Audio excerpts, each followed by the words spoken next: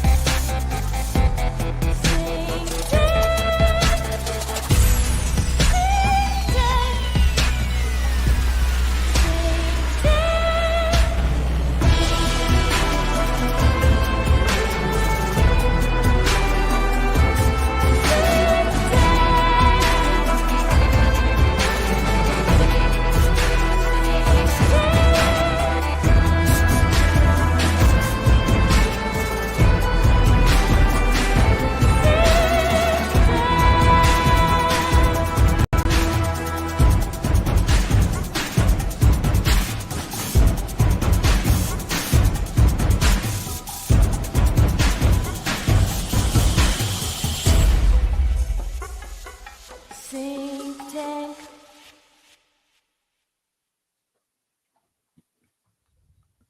Dang, so like the other day I was someone was asking me about the Boy Scouts, and they were trying to ask like whatever happened to the Boy Scouts? Weren't you a member of the Boy Scouts? What was that like? Like did they ever hurt you? And it's like, no, it was great.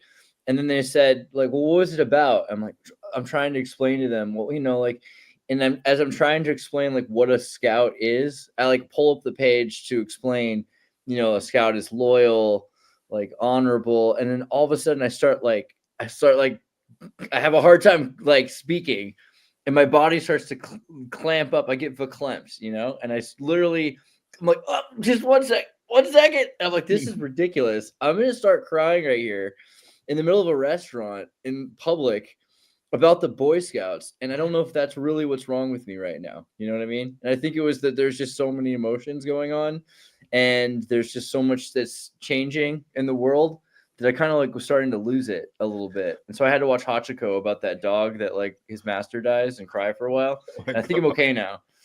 Basically. Is it that the Boy Scouts are like the precursor to joining the military and the code of honor that do you feel like that's been smashed? Freemasonry too. I think fraternal, like it seems like it's conditioning for fraternity. Like it has to have been made by Masons, right? I mean, if you go all right, I'll take that. Yeah. Andres, you think Camp Cutter, right? Like we used to throw parties at the old Boy Scout camp, and they hadn't changed like the main lodge, checkered floor. Okay, yeah, like it's a very Masonic. Did you ever do it? It's totally.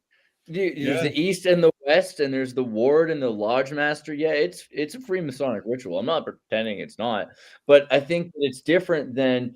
I agree with whoever's saying it's not just about the military, because Ian, yeah, sure, I think Freemasons and the military were pretty close together at one point, but there's a super big difference about being prepared and ready to be part of the militia than there is about like going into the military. But this is about building, because what's the thing? This is the point, I think, and I'm sorry, I'm just going to go up for just a second.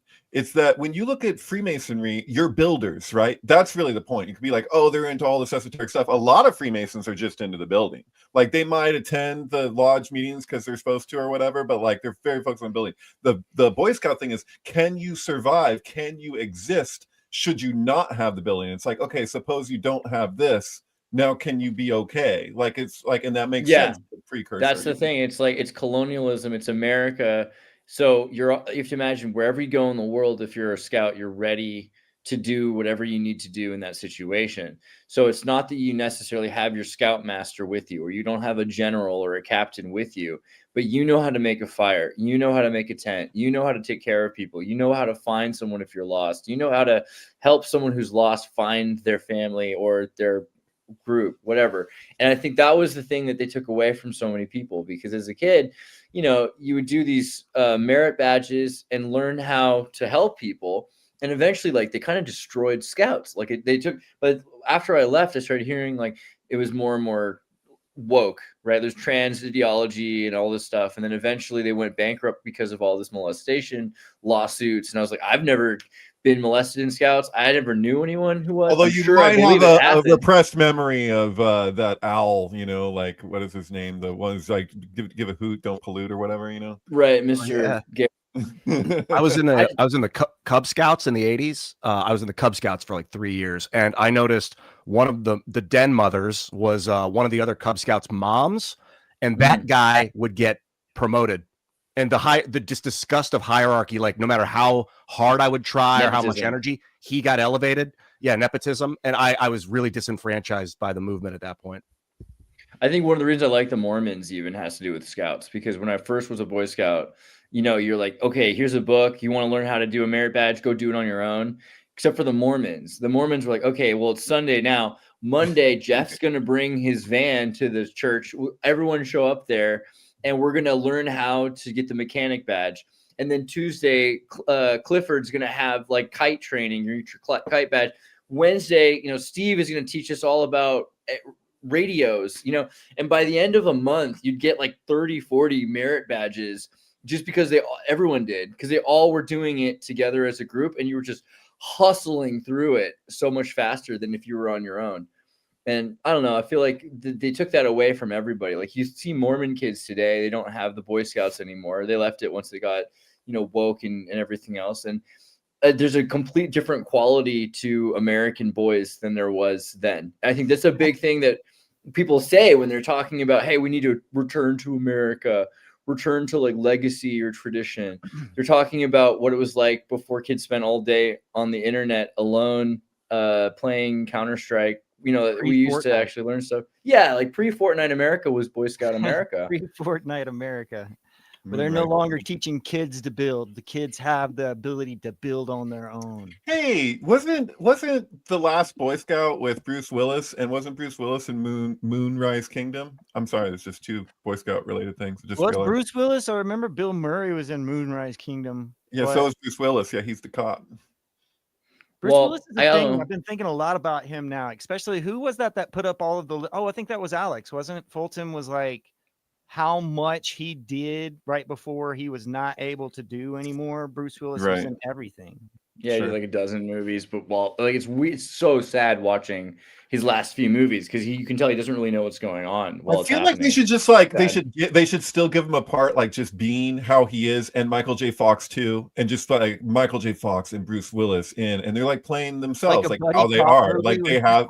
Yeah, I mean, in the movie, it's like Michael J. Fox has Parkinson's, and you know, Bruce Willis, he's got dementia, and it's just like, this is what's happening. I don't know. Sorry, maybe not. Bruce Willis and Michael J. Fox. What do you guys think about neurogenesis stimulated by psilocybin? Yeah, I think it's hugely important. I think it's hugely important. I think there's a few other substances or tryptamines that are really great for this as well. I think obviously the psilocybin has a lot of value, especially in conjunction with turkey tail. And there's been evidence like oyster mushrooms and turkey tail do all sorts of other benefits too. Shrink a tumor. Tryptamines are really underrated. And so they've done studies on 2-5-dimethoxy-4-chlorophenolphalemin, the DOC, where they've given it to dementia and Alzheimer's patients as well. And it seems to do a lot to like decalcify and re-establish the hormone production of tryptamine. Because a big part of so at least with Bruce Willis, what they're saying is he's producing enough of these hormones. In fact, he's producing more than a lot of people are. They're just not latching on anymore, which is why the brain's producing more of them, but they're not actually getting through, which can make you even more like almost like more delirious, because you're getting psychedelic almost experiences from the lack of receptivity. So it's like a clog. Like essentially like burnt out. Yeah. Why do they call them tryptamines? Like trip has sort of a negative connotation, falling down, stumbling, but it also has like you're going on a trip, like a journey. But where does that term, if you know? I don't actually. I mean, it's spelled differently. I know that tryptamine is spelled Try. Yeah, but I mean, it'd be worth looking up. Let me just pull up etymology. That's funny though. Right, that's the thing. Like I've noticed that there's a lot of like people who are really into quote unquote phonetics online sometimes, but it'll be a lot of like word like if this is connected like obviously the sun in the sky and the son of man, like sun, it's like it has to be the same, but it's like, well, no, I mean etymology versus like, but at the same time, that's sometimes the difference between sync, you know, like if you could, and like I'm cool, we can always go there. Like if you see a correspondence, but like there's definitely a distinction between sync and etymology, although a lot of my synchronicity relies upon etymology too. So I mean, apparently tryptamine comes from tryptophan, which is from triptych, which was from trypsin, with phanein, which is to bring delight. And so trypsin means from terra, tribin, to wear away, to rub away. So I'm not sure why that they chose to use that, but it was by rubbing the pancreas with glycerin, I guess, in 1862 was how they were finding trypsin. So they would rub the pancreas, and then it would wear away like an outer layer of goo or something, and then it would enlighten the pancreas or something like that. I guess, yeah. And then this is the digestive enzyme of the pancreatic juice. So from there, they found that tryptophan was also available in different meats, and then eventually from vegetable matter, right? Like griffonia seeds is a major source for 5-HTP.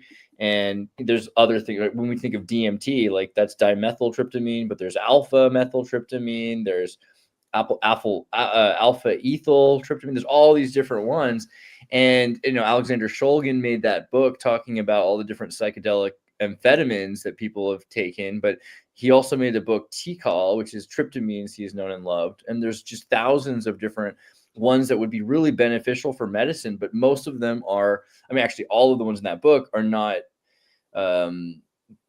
intellectual property of pharmaceutical companies, right? So they can't make very much money off being the only one to produce those medicines. So they haven't really, there's an entire field of medicine that we know is beneficial, but we don't really look into enough. I just watched this. Lex Friedman interviewed Norman Ohler, who wrote a book called Blitzed about the Third Reich using amphetamines, basically in their tank platoons to burst through the Ardennes mountains. It was going to take 3 days of just tank blitz, just full speed tank. And they were like, "How are we going to stay awake?" And they're like, "Well, we have pervitin, which is this amphetamine that had become popular in German culture in the early 30s, and so." It all synced up, and they're like, okay. And they would give them to these guys. They'd be on amphetamines in their tanks. Like, and they said that like, what's his name? Erwin Rommel was like, there was this point where they got into France, and the French troops, because their drug was wine. They would be all tired at the end of the night. All the armies would shut down at night, except for this German tank run. And there was this moment that he calls him the Crystal Fox, because of the amount of meth he would take, or supposedly his squad and group was known for taking so much amphetamines. And there was this moment where they were just literally driving over people in France on their way. And he said, this is like the first real Nazi war crime. And that he was like up standing at the top of the tank, like looking around at it, just taking it all in. That's as like a great. And so then they went on to talk about ibogaine and how, like, when Homo erectus, Norman Ohler goes so deep on the history and connection between psychedelics or just substances in the human evolution that the Homo erectus at one point 200,000 years ago became Homo sapien somewhere in like South Africa, where the ibogaine plant grows, and the elephants would be eating the iboga plant. Iboga plant is what it's called. The ibogaine is the extracted chemical. Sure. And then humans at some point, Homo erectus, all of a sudden, right there where the ibogaine was and the iboga became Homo sapient. I've never taken it. I've never even seen it in person. I hear it destroys addiction. It rewires better than like anything on planet Earth. Yeah, I have some friends who have taken it. One in particular, the way she described it, she said it felt that she was like defragged.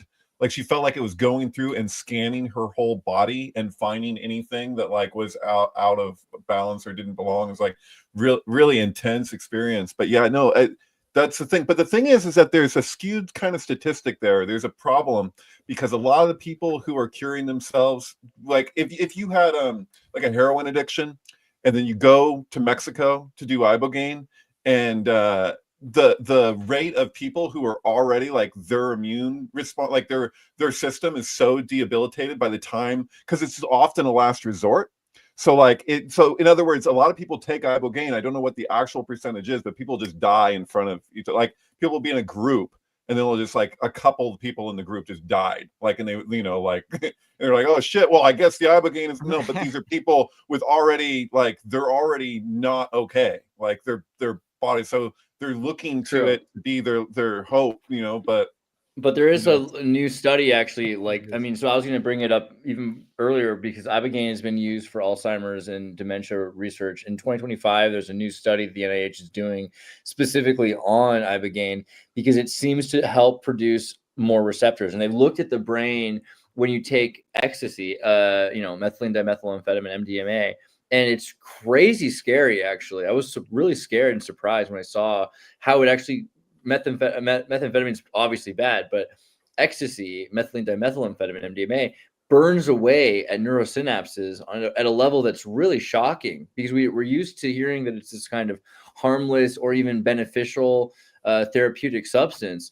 But the best treatment they have to repairing the burnt synapses is apparently ibogaine. And ibogaine is not just useful for that, but for all sorts of other dementia-related issues where we're having, like you said, even beyond a plug, a clog, like actually just burnt out receptors, which is, also been the issue with the nervous system with opiates, and ibogaine hits opioid receptors, phenethylamine receptors, serotonin receptors. It's crazy how many things that it actually affects. The whole deal with CBD was. It wasn't until like 97 that they actually started breaking weed apart, and then they figured out that CBD benefits all receptors, and that's why it's like legal within all 50 states. But I don't think people really understand like the benefit to what CBD could do for them. Like, true. It also actually CBD will clog THC receptors. So your delta cannabinoid receptors don't get as high, and it kind of ruins the high for some people. But right. I mean, so what happened it's better for you. Yeah. They breeded it out of all of the weed. Like in Colorado, there used to be a lot more CBD, but I think you need CBD to get high. It's like this weird, there's this weird relationships to the chemicals that are in marijuana that make it like there's a synergy there, like synergetic response to each other that makes them more than the sum of their parts.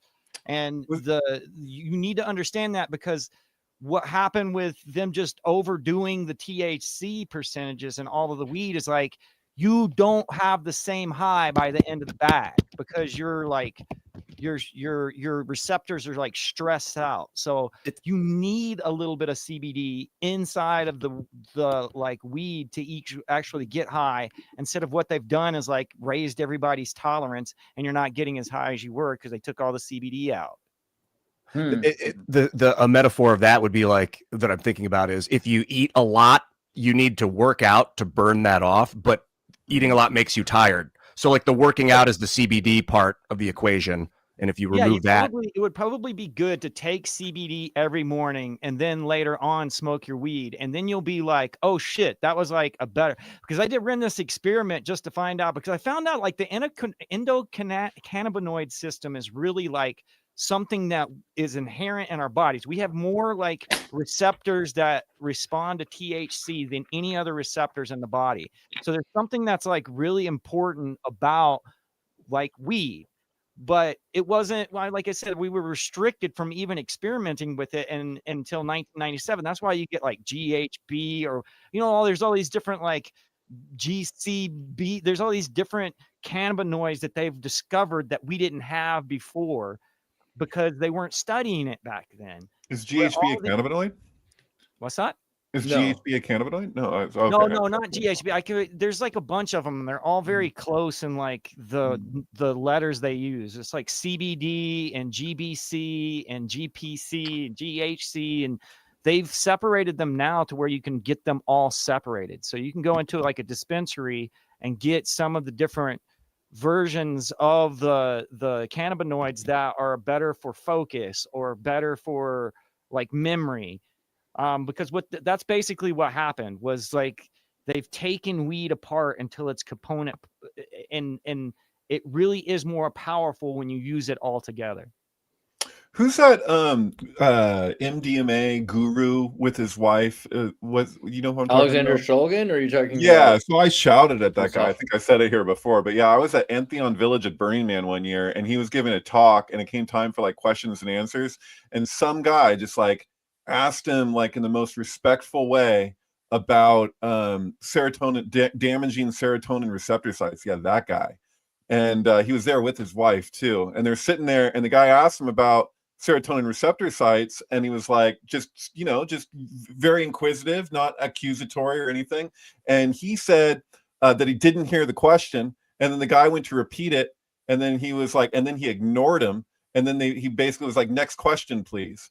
Like he totally heard the question, he heard every other question, and so I got so freaking annoyed that I stood up, and I was just like, I don't remember exactly what I said, but I said something along the lines like, this is horse shit. Like, you heard the fucking question, and then I just walked out, and like there's a lot of people there watching that guy. He's like, but I still don't have a complete answer for that. They're just asking about does MDMA damage serotonin receptor sites, and if so, are there ways to rebuild them? I saw a scientific study that was arguing, I guess, because there's people with ayahuasca that will, they're from a young age they're doing ayahuasca, like there's like a whole tradition around it, and there's people that have a very restrictive lifestyle, so they're basically they had a control group that just exists relatively, because there's a lot of people who just live a regular lifestyle, they eat whatever, they do whatever, and they've done ayahuasca, so they were able to look at like both different groups and compare them. And I guess there's an argument that ayahuasca is one of the only known things that they've apparently proven that it can help rebuild serotonin receptor sites. Something And that they ibogaine thought as well. Ibogaine as well. This is a great example. Serotonin control 2 weeks after ecstasy and 7 years after ecstasy, it still hasn't fully returned 7 years later. And there's been a number of studies showing, like, for years, really, that it takes years to grow back any amount of serotonin receptivity. It's really, really crazy. I was actually shocked how damaging. MDMA damages the dendrites or something.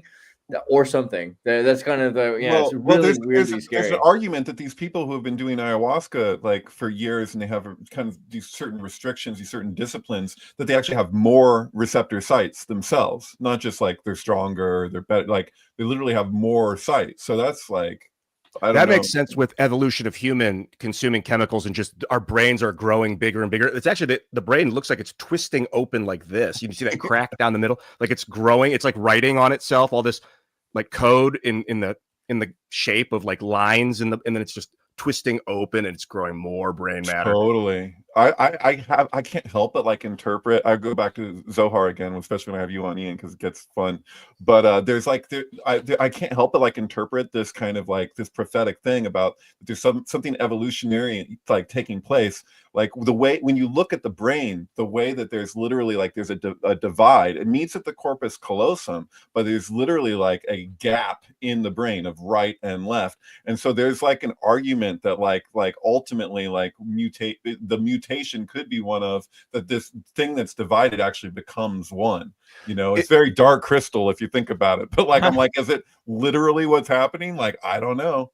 Is the corpus callosum spiraling up and then twisting open? Is there like any kind of spiral to the It's the point is connection? That there's two medial glands within the brain, right? And that's the pineal and the pituitary, which is very popularized to treat as like a kind of a spirituality related organ. But the corpus callosum is at the base, and it's where these two hemispheres actually meet in a way. But it's incredible that you can, like, if you take a physical brain, you just literally like pull it apart, like you can see that there's just like this it all has to do with the glands. Like I figure my whole thesis, I guess, is that every like true superpower comes from your glands, whether that be, becoming giantism is controlled by the glands. There's all of these things that people are benefited by, like adrenaline and things of that nature that come from the endocrine system. And that's all surrounded by the glands. I've been thinking about the spirits and how prayer can work. Like Well, lately I've been thinking our bodies are the character in the video game, the avatar in the video game, and the spirits are playing the game. And when you see them with like a DMT experience, it's like you're playing a video game and the character turns and looks at you and is like, "What the fuck?" and sees you playing the game, and you're like, "Oh, you can see me?" And bro, you can see me? Yeah, they and the spirits will be like, "You can fucking see me right now? Holy shit, he can see us." That's what they were saying to me anyway. They were like, though, like, if you ever had salvia or whatever it is, like, there's some trips that you'll experience where people are like, "Oh, he's finally found us." That happens a lot in like DMT. You found the elves, the clockwork elves. Yeah, the clockwork elves are like, we were wondering what's going to take you so long, bro. And when you pray, like to pray to God or to spirit, whatever, to heal someone, for instance, I feel like the spirits then are activating the 3 key, like they're activating your regeneration skill. They literally, maybe it's glandular, because I'm like, how are the spirits interfering with our body's behavior? Like, what's causing it? I don't know if people have totally identified how like placebo in the body, believing that you're going to get healthy makes you healthy, that kind of thing. Mm-hmm. But if there's actually because the way I think of spirits is when you see light refracting off of plasma, when light hits a cloud of plasma, it refracts off the middle of it in the plasmon, in the surface plasmon, and it transmits some sort of information to the plasma, the light, and then it causes a red shift or a blue shift, like the wavelength gets longer or shorter. So maybe that's how a spirit is interfering with your own glandular function. I'm not saying it has to be glandular, but bringing up the endocrine system. I mean, it really is kind of. It will have to be glandular. I mean, that's like where we get everything as far as like the religious symbolism about the pineal gland or whatnot. Like, right, but isn't it in the New Testament? In the Gospel, doesn't Jesus have this whole thing around if you're looking for God in some hidden cavity or something, he's not there? It's like. Are they speaking to like kind of the principle of emanation, that it's in the etheric, it's not in the gross? So if you're looking to the gross, you're kind of missing the mark. Right before the missing pages in the Book of Mary, there's this whole process where the disciples are kind of like pissed off at Mary because like they basically say, well, Mary saw a vision of Christ today, and then later on in the book, there's this conversation. She goes, where did I see you, Lord? Did I see you like in the spirit, or did I see you? And he was like, well, you see me in the brain, because the brain is like the connection part of the spirit world and like reality or whatever. That's Apocrypha. Where's the book of Mary? I'm not familiar with that one. Why would you bring up David Koresh, bro? Did you just have him like saved running on your fucking screensaver? I couldn't while you're talking. I just always have to bring up Waco. You need to get a pair of those glasses, Will. He gave it all kinds of different names, like the Secret of Light.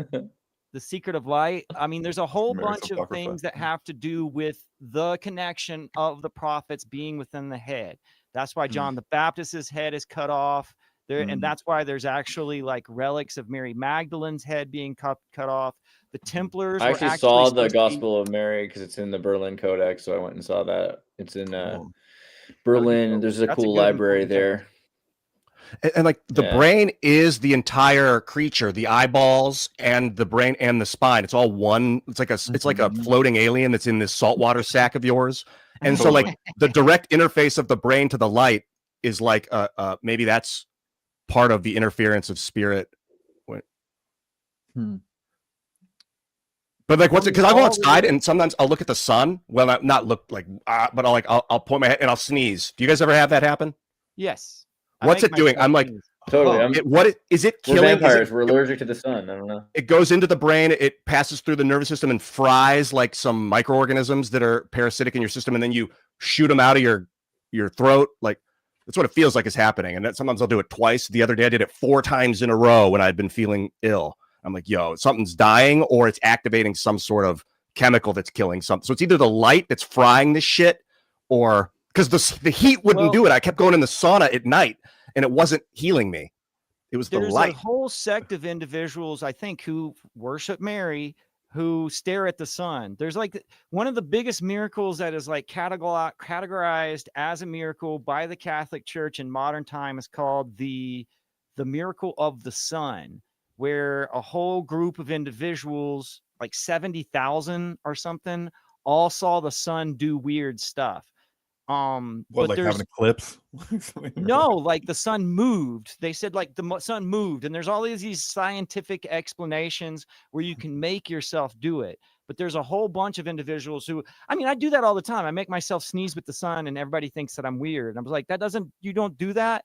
But that's how you read that. Is it some sort of like expelling of all of the evil that's in you somehow? The sun gets to? Literally dead bacteria that's getting killed by the heat from the exposure to the radiation, or parameciums, or God knows what's growing inside your system. Yeah. Fungus. I was just having this conversation with a religious scholar who was letting me know that there's like a whole group of people who try to make the sun move. They try to I noticed through a camera, I pointed the camera at the sun and took a photo, and it showed beams of light shooting out in 4 directions, like an X, through the sun, which obviously is always there. It's whether or not you're seeing it that way. So I imagine if you distort your own perception through changing the shape of your eyeballs or your brain, your nervous system, maybe through chemical stimulation or actually just twisting, that it will move. 70,000 people though with cameras, all like witnessing to seeing the sun move.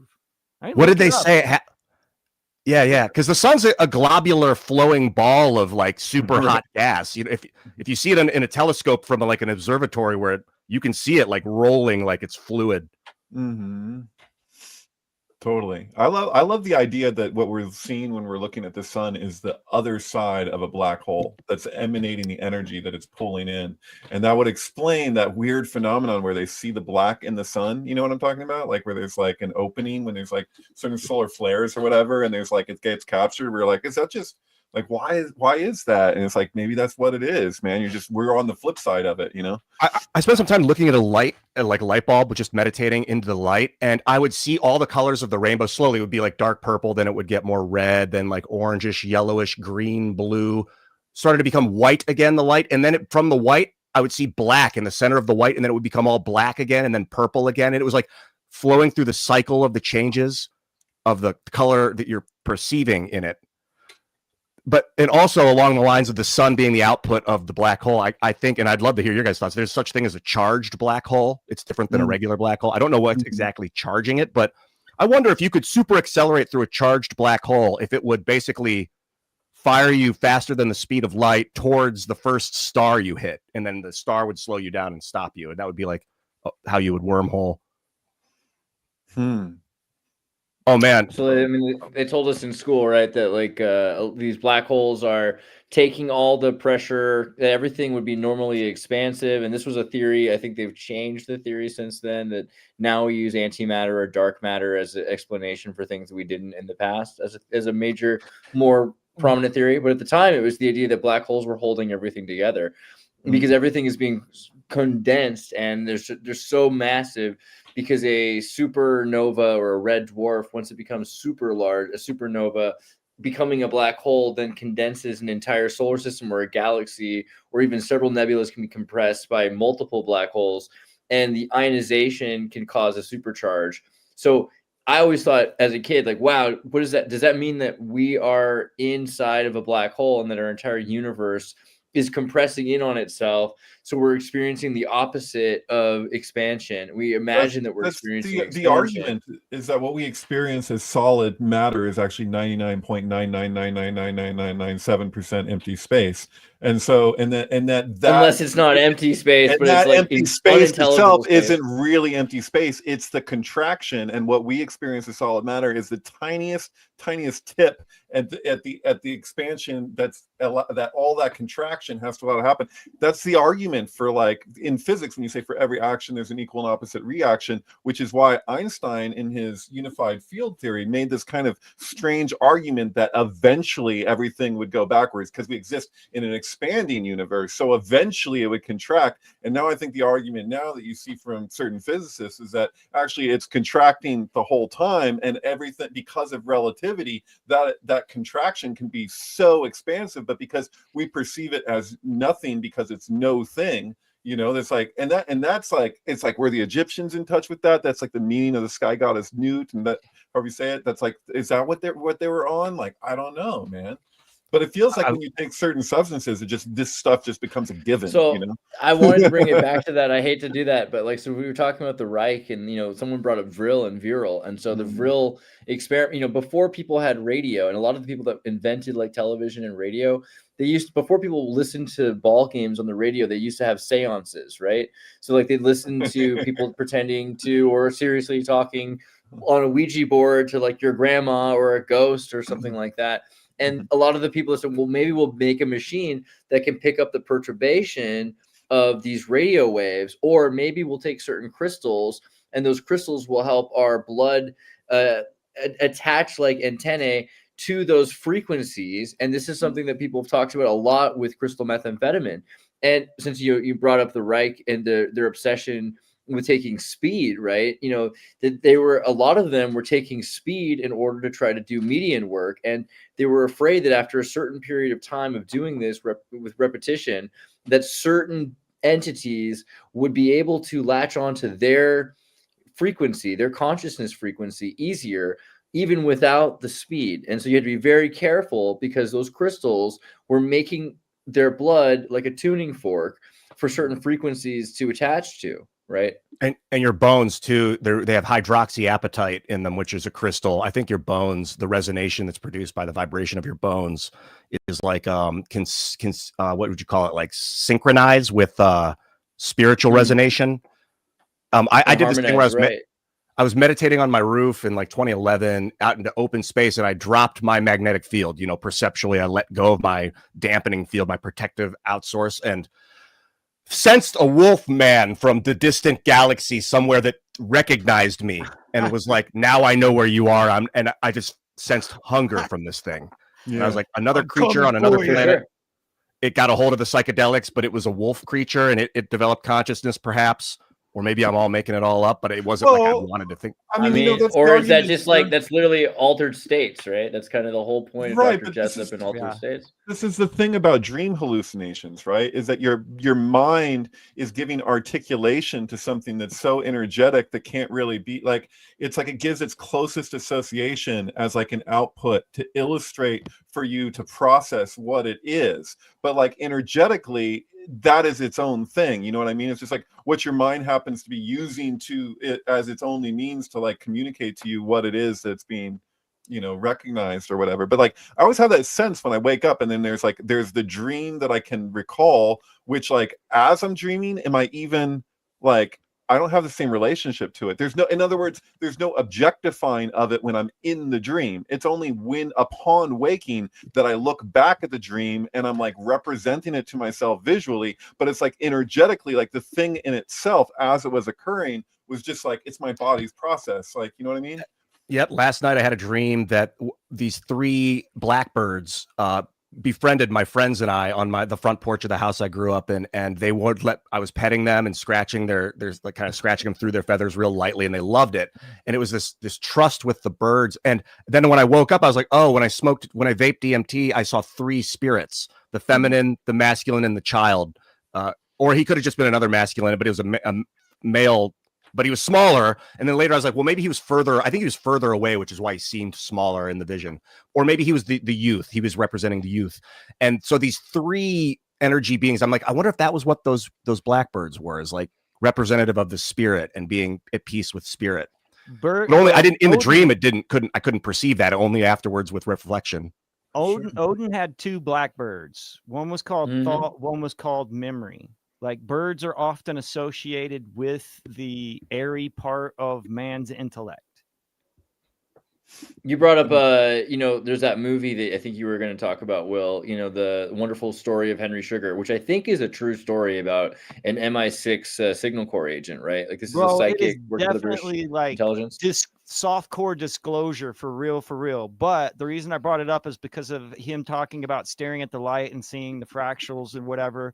I've heard in other places, people who learn to remote view by staring at a candle because it increases your focus. And then they basically say that in Henry Sugar. Henry Sugar's a weird, all of Wes Anderson's movies feel like soft disclosure to me. Well, it's also a book, right? This is a Roald Dahl book. And I remember as a kid, this Yes. was actually a pretty important short story. But as far as Roald Dahl goes, he was part of the Signal Corps, and he was involved with, a number of remote viewers for the British intelligence. He also wrote who he was Witches and good some other friends things. with? Ian Fleming. Tell me. Oh, Yeah, of course. Oh, well, that makes absolute sense. Yeah, I highly recommend the Drunk History on Roald Dahl. It's pretty good. Yeah, Ian Fleming wrote Chitty Chitty Bang Bang. He's of course the guy who's most known for James Bond, but he also wrote Chitty Chitty Bang Bang in a sort of like weird competition with Roald Dahl. And his brother Peter Fleming was one of the first to write about Tartary. He had that like News from Tartary book that he put out. What's the difference, in your opinion, guys? The difference between remote viewing and imagination? So remote viewing is where you can actually see that something that we're all in our shared reality. The government will pay people, right? Like, if you've seen The Men Who Stare at Goats, have you seen that movie? I haven't seen it, but I know of it. Yeah, so it's a true story based on a journalist this journalist became very famous because he wrote this whole thing after talking to government psychological that's operative not John agents. Ronson. That's who John Ronson's referencing, right? Well, the actual writer was famous because he was the one to disclose that they were forcing people to listen to Barney. The U.S. military was torturing people by having them listen to Barney for hours at a time. But that was the only thing that they got out of his report. They didn't care about the rest of it, which was that he had found this group and these people had come to him and said, yeah, we used to work for the U.S. military, and now we have a private company called I think it was called Syntech, and they would ask, the government would pay Syntech through the RAND Corporation to let them know where people were, what they were doing. So you'd get a guy and you say, I visualize a metal, room. It's this long, it's probably a plane, and it's vertical. It's up in the sky. It's right now over this ocean. It's over the Atlantic. And I think that and then they would find out it has a number on the plane. I'm seeing the number 781B. Okay. And then they'd find out that was actually a plane in the actual location. And they were able to, using psychic awareness, remote view things and know exactly where these people were before they had access to technology that could corroborate that very easily, before you had a cell phone to tell you that. So like they say manifestation, like sometimes I'll visualize someone is in a very good mood, and it's someone that I've seen is in a lot of stress. And then when I see them, they are in a good mood. They become maybe instantly when they see me because I expect them to be. But am I remote viewing the future or a potential future? You can be. That's a different thing as well. So like Ingo Swann, right? Ingo Swann did the Stargate project for the U.S. military in the 1970s and 80s. And they used him because he'd been so successful with RAND Corporation for knowing where Dodge Hammarskjöld was, right? When he was crashed in the Congo. And they had him find other things like where certain terrorist organizations, like the Russians had killed Trotsky in the 60s or 70s. In Mexico City, right? And so they knew where these things were happening because of Ingo. So they asked Ingo, can you tell us what's on the moon? And he said, well, on the moon, on the dark side of the moon, there's, actually architecture that we can see. And they said, well, is there anything on Mars? And he's like, well, there's nothing on Mars right now. Well, was there anything on Mars ever? He's like, well, I'm getting that there was a thing on Mars, but it's gone now. Well, can you go back? Well, how far was it? So 250 million years ago, there's a civilization on Mars that looks like Lockheed, he said. And so eventually they get this idea that there's someone from the future, from the U.S. government, some paramilitary corporations and intelligence that have traveled outside of time somehow, and that wasn't explained exactly, but that they've gone to get outside of time to Mars, to the past, and that this is another thing going. So this is where it's like, okay, how far do you go with a guy who you've trusted to give you accurate data so many times, when now he's telling you about these crazy sounding things that you can't believe about space, time, travel, and etc. But that's where you have to wonder, like, is that just imagination, or is there some truth to it on some level? That's, I think, the question. There's a lot of well-documented examples from the CIA of success in remote viewing. There was that Like But there it's was all this. about success. It's There was a. success because it's basically they would run the experiments over and over and then track the success. So it's not like Yeah. remote viewers are always successful. But you No, find not like at the all. ones who are best successful or who have learned to become more successful. And then there's individuals like Joseph McMoneagle who have written books and have tried to explain it. McMoneagle's kind of important because his wife was at one time part of the like Monroe Institute. In fact, I think it might be Monroe's daughter. But anyways, Joseph McMoneagle will say that he's done all kinds of stuff on like Japanese. He gets hired by corporations to find rocks underneath the ground. And he's also like solved crimes on Japanese television shows. He has a high success rate, and he basically says you can't remote view anything or gain that knowledge. But I could be wrong on this, but he says it has something to do with time. Like you know it in the future. That's why you can remote view it in the past. Right, something like that. Yeah, but time and space, right? But that's the thing is that there was a database of all of these undisclosed documents for the public that had technically been, there had been a FOIA request and they were allowed, but the only way that people could see them for years and years was if they went to a specific library, to a specific computer, made an appointment, and then they get like an hour with that computer. But it's like so much, it would take so many years to go through. And so there's this huge demand that this stuff just be made public on the internet. They're like, we live in an internet age, like just release it. And so when it was finally released, there's all these people who for years had thought that this was going to be the big whistleblowing thing on UFO stuff. And then they found that the only real standout thing that was like, oh shit, this is crazy, what wasn't so much about UFOs, or at least nothing new about UFOs. It was about remote viewing. And so, but yeah, somebody said in the comments, and I agree with them, that they're not going to tell you as much about their failures, but they will tell you about their successes. And Will, you're right. That's imagination, my guys. I think imagination is like believing that, like, 9/11 was, a bunch of like fundamentalist religious fanatics or something. That's imagination. This is real, what we're talking about. What would you call like the distortion between an accurate remote view and like you get it, but it's clouded. You ate too much cholesterol yesterday or whatever, so you see it in a warped fashion. Is that imagination? I think that you augment. So like Jesus said, the kingdom of heaven is like a mustard seed, right? And so Carl Jung will talk about man and his symbols. And I think that most of the experiences you're having with Enochian symbology are your experiences meta tagging some primordial Platonic concept. So we don't have straight lines in real life, but you might think of something that reminds you of a straight line, like a ruler, right? And so there might be things that are these primordial principles that you don't actually have the ability to understand perfectly, but you can use things that in your mind relate to it. So for instance, the guy said, I am imagining, I'm viewing a metal, ovular room, because he doesn't understand yet that it's a plane or something. I think that's the level where often you can get really close. You can start to see things that are the exact symbols and everything else, but you might be confused and say, okay, well, I'm seeing a blonde man, and not say I'm seeing Ian Crossland. Or I might know that it's Ian Crossland without being able to see that Ian Crossland's hair is like this or his face is like this.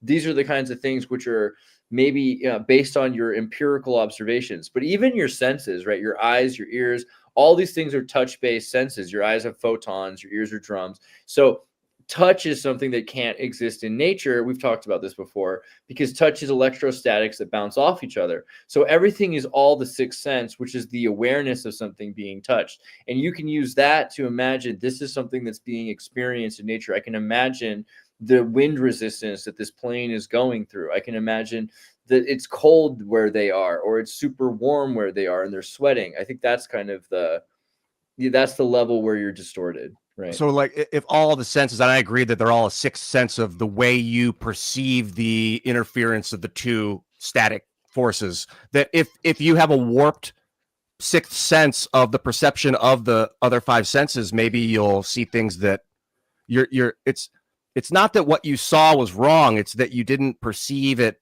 the right one, or that you. I totally agree, and I think that's a major thing about. So I think a major thing was people probably were what's his name? Rudolf Steiner talked about this a lot, that at a certain point in time, probably everyone was more psychic before Havelockian language. Once we started using language a lot, once we started using language instead of being more using the psychic muscles, that we started getting weaker in our psychic muscles. So some people still have stronger psychic muscles, and other people have just kind of not used them ever, right? And so we're not used to, but you can kind of still have an intimation of this idea. If you see someone you love or a friend of yours that you're meeting after, and they're like a kilometer away almost, and you see them coming before you even see their face in a crowd of people, that it's them, that kind of thing, where my eyes aren't even picking up that it's them yet, but I know it's them from other extraneous information that I'm able to pick up. That, I think, is kind of the hint that we still have these psychic senses. They're very weak because we're not practicing. Isn't that can't you make the argument that just like a blind person can, or a deaf person will emphasize their other senses as like a compensation, and they'll appear to have these super abilities? Like if somebody's blind, they'll have super abilities when it comes to hearing or something. But then if you're arguing that there's other senses that are yet to be developed, because we actually develop through like a long-term, like kind of like natural, like troubleshooting thing. Like in other words, you develop your physical eyes out of a primordial desire to see. So the organism itself has like pathways, and it knows, okay, well, this is something that's possible, that's integrated into it. So like there's like a higher learning that takes place over time, where it's like you develop ears out of a primordial desire to hear. So if there's going to be another sense that develops out of, as we move forward, then it's going to come from an ultimate troubleshooting of how we're lacking, like how the senses that we have aren't enough. So it's like, I'm not talking about like something that's just like on the level of like thought or even like knowledge, but something deeper than that, like a primordial knowledge of the organism itself, where it actually registers this is needed, and then it pushes out that new development, almost like it's like a perhaps a painful process like childbirth or something. I could see, like, if the power went out and nobody had a phone anymore, that they would out of need start using, because I think like the eyes are seeing a high frequency, the ears are ears are sensing a lower frequency. It's just like what frequency we build these different parameters to catch like certain frequencies, and the sixth sense, the psychic sense, is like either a super high frequency or a super low frequency. It's one or the other, or maybe considered both, depending on how you're moving towards it, what direction you're headed.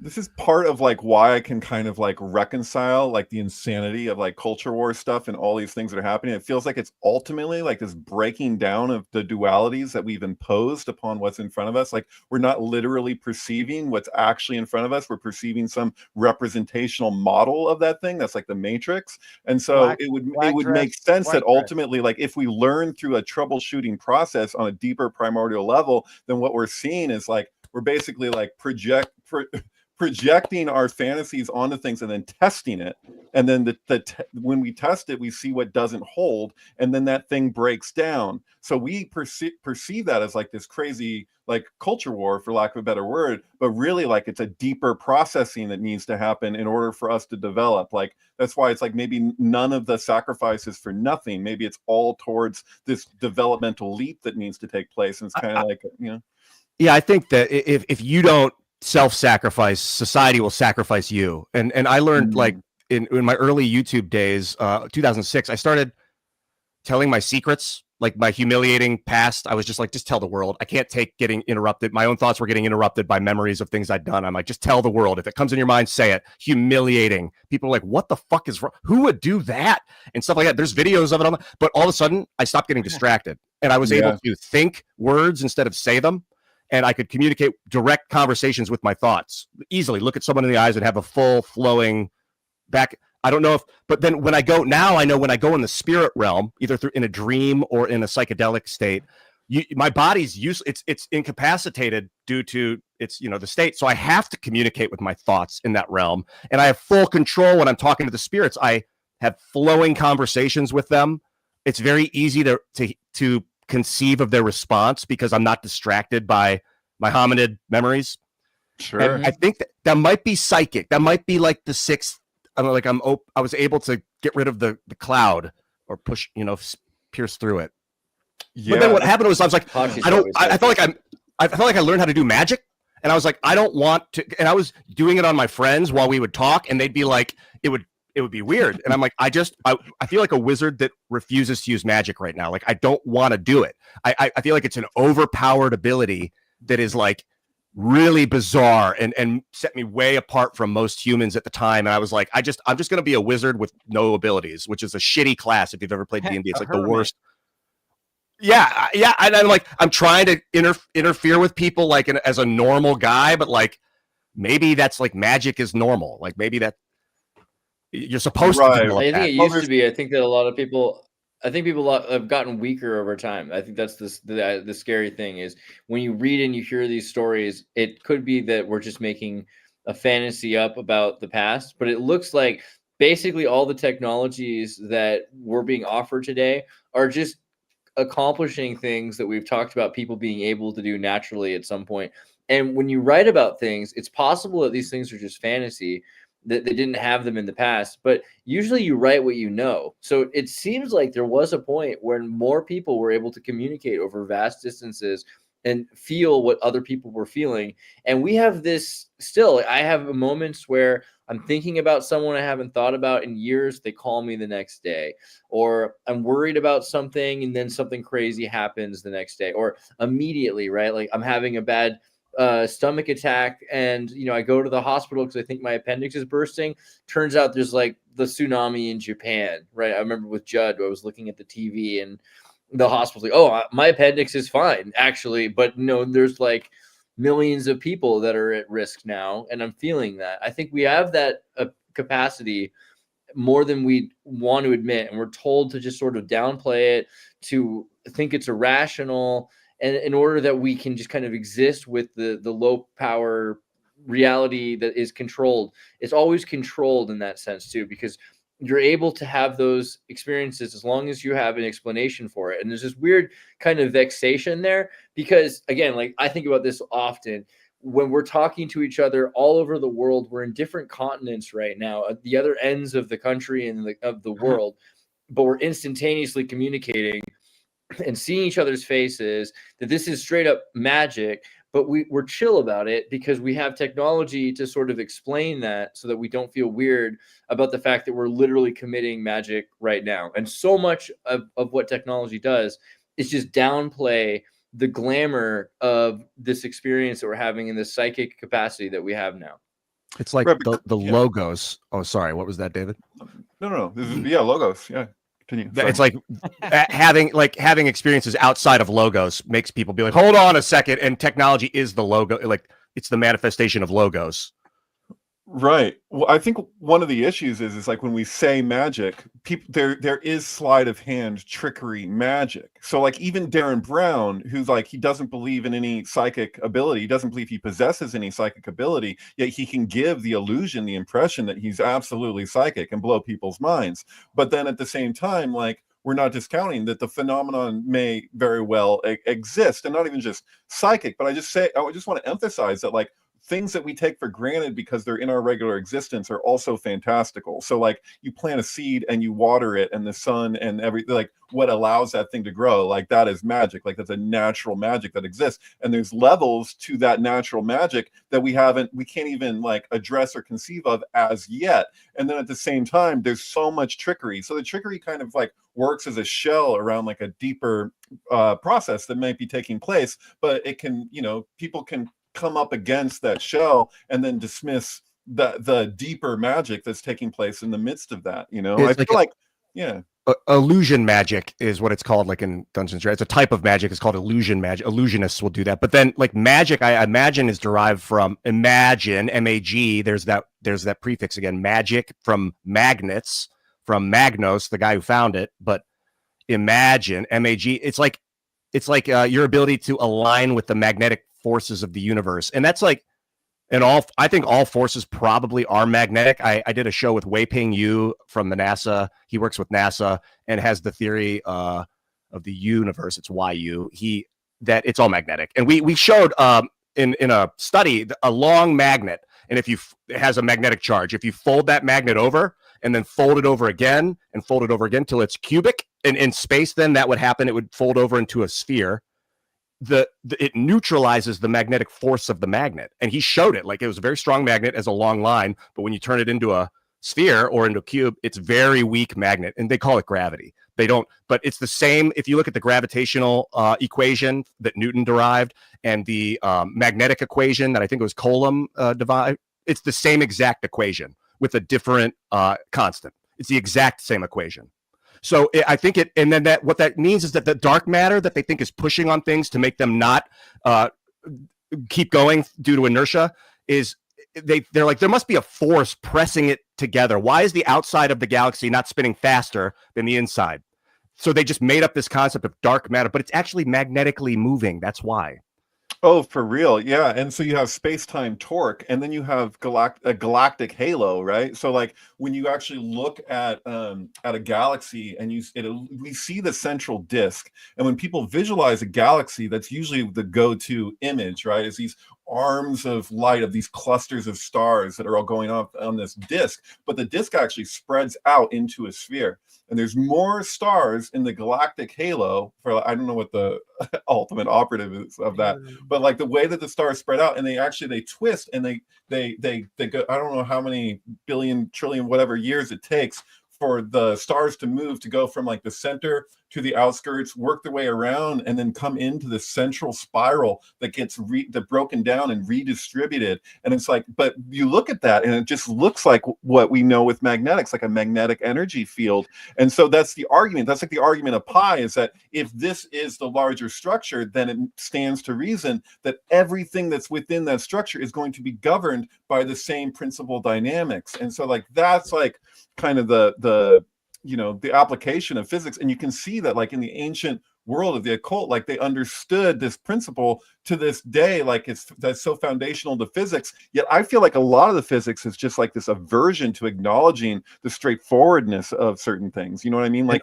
we're going to go on these wild Jack guy is like, please tell us about the double slit experiment. Yeah, exactly. It also that synergizes how you're saying that the structure shows the what looks like a magnetic flow, like a toroidal flow, which indicates you see it within that too. Also outside, I think the universe itself, although some scientists would say it's ever expanding because we see a red shift, meaning the stuff that's further away is the wavelength is getting longer because it's moving faster. And I think it's actually just a torus, and you're seeing the wavelength from a different angle as it bends around and then comes back through. A double torus, right? So like, yeah, no, totally. Oh, and also when it comes to galaxy formation, there's three, science has it broken into 3 stages. You've got your irregular galaxy, which is just a flow of madness of stars. And then it starts to spiral. And then you have the spiral galaxy, which is where we're at in the phase up. And then it spirals up into a spheroid galaxy. So you already noticed some of the outer things, and what'd you call it? The galactic corona? What that galactic halo is how I've heard it. It's like it's catching it and bringing it back to itself to form. As long as I think if we evolve in the right pattern, we become a spheroid galaxy, and that's like stage 1 of where we build our Dyson spheres, and we're capturing solar energy at its source. Yeah, man. Here we are. It's a flow state.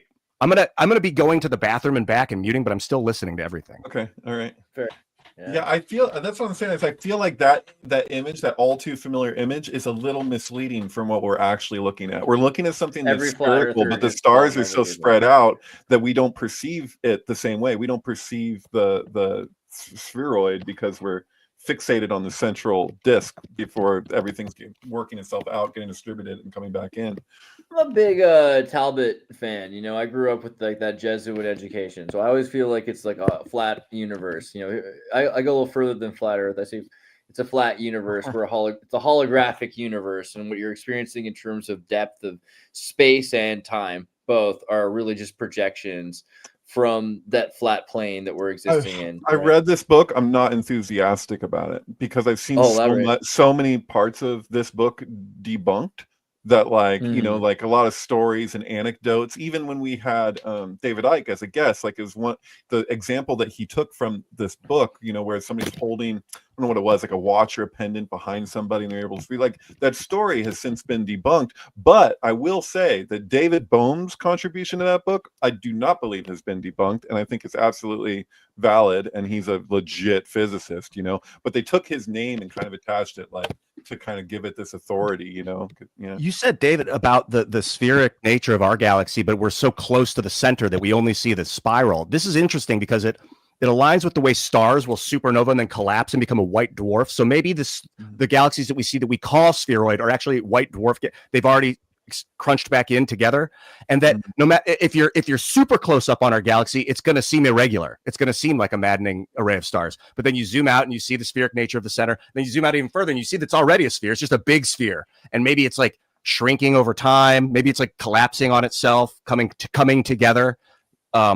Perhaps. Yeah, people are like theoretical physicists, but I think the thing when you say theoretical anything is like, how real is anything at this point? How much do you really trust in linear time, or in the separation of individuals, or the coherency of yourself? Like all of these things, the idea of the self is a theory, even that there's just one you, and that you're not like mostly gut fauna, or that I feel like a lot of physics has been bought like big pharma. Like it doesn't feel that dissimilar. Like there's a certain point where you can see like they're just about there, and then they're just like, okay, well, we're just going to go on some insane tangents and just like work around the central thing that we should be just going into. As soon as you write it down, it's like, now we have to believe it. Now we have to put that in a box. And like, that's not the way science works. It's always changing. Well, there's everyone's ego, and like their whole status is like attached to their contribution. And then there's like this chain that happens where it's like they're building off of somebody else's thoughts. So it's in the same way that you have like people standing on the shoulders of geniuses and you have progress occur that way. You also have people like standing on the shoulders of charlatans and perpetuating the bullshit, I think one of the epic things that could happen to me in my life is if I win a Nobel Prize for a scientific discovery and then it becomes debunked later in my life. That would be awesome. In your own life. That'd be I want that to happen. Anybody, really. Will brought up the God helmet. You were going to say something about the Corin helmet, right? What did you want? Oh, he was just thinking about everything you were talking about, everything being magnetic and stuff. We know that magnetic waves do affect the perceptions that people have when they wear the helmet, which is producing like a magnetic wave into the right part of their brain. But Persinger, that guy in the background right there, who's now died, he got canceled in 2019 and I think killed himself. He was also, before he died, and I can't find anything on the web about it, but I remember seeing it on YouTube. He was running what was called a paradigm program, where they were using electromagnetics on people's heads and then making them play video games, and pairing people who were beginners with individuals who were like pros, and the individuals who were not, or who were not like skilled in the game, became better skilled by playing with those other people with the paradigms on their heads. And we're like non-verbally communicating. Yeah, they made a movie kind of about the God helmet, right? Which was with the guy from Morgan James Bond. Freeman's voice. No, Lawnmower Man, right? Isn't it Lawnmower Man basically about the God helmet? I mean, the guy. It is. It's about a guy who like puts him in a VR world. Right, but it's Montauk. I mean, we've been talking about Montauk the whole time. Like, we have. It's true. Yeah, no, I was thinking with Montauk is like, those books, like the author like basically emphasizes like certain things in these books are true and ultimately for himself, I guess, verified. But he emphasizes that he like worked it into this whole fictional thing, and it's like that's just there in the midst. And he says he's not going to tell you which are true and which aren't. The show Stranger Things experiment, right? The show was a movie that he latched onto. Oh, exactly. It's true. And the show Stranger Things was originally going to be called the Montauk Project. And but the title Stranger Things is intentional, as if to say stranger things have happened. Like you're looking at something really strange, but they're like, no, literally there's things that are not only just stranger than this, but like they've happened, So I don't even, I wonder about this how you're saying the guy puts on the helmet and then is able to make the noobs better at the game. There's this phenomenon called ephaptic coupling, which is worth pulling up and educating the world about, where a neuron within a magnetic field will cause another neuron within a local magnetic field to start to activate non-chemically. This is like, so the Earth's magnetic field may be the local magnetic field. The sun's magnetic field may be the local magnetic field, but the helmet maybe enhances this or replicates a magnetic field elsewhere that then causes either a sort of entanglement. I don't know if entanglement would be the right word. Coupling that would enhance the likelihood for the coupling of the neurons. Superimposition. Aphaptic coupling is blows my mind. I got to ask Will. Dude, we used to play this video game in 1993 on the Tandy Sensation. It was epically difficult. Lawnmower Man. This is great. Aphaptic coupling is probably psychic communication. Most people just assume, I think in the past, they assumed that all neurons would activate chemically from an axon to a dendrite. But to see the Tandy Sensation, way to bring that back. Wow. That's great. Man, Elon Musk needs to get into this instead of paying people to play games for him. He needs to, enhance the ability through coupling. Yeah, totally. I want to ask Will, because I know you've got a bunch of stuff. I mean, I could go down this Tandy Sensation rabbit hole. This thing was rock star, dude. This was the internet. This is when they created multiplayer gaming for the first time ever in my life. You could play card games. It's almost gutturally. It's like impossible to explain to someone that didn't live in a world before the internet and then live in a world after the internet. The amount of connective things that happen. That's so rapid coupling right there.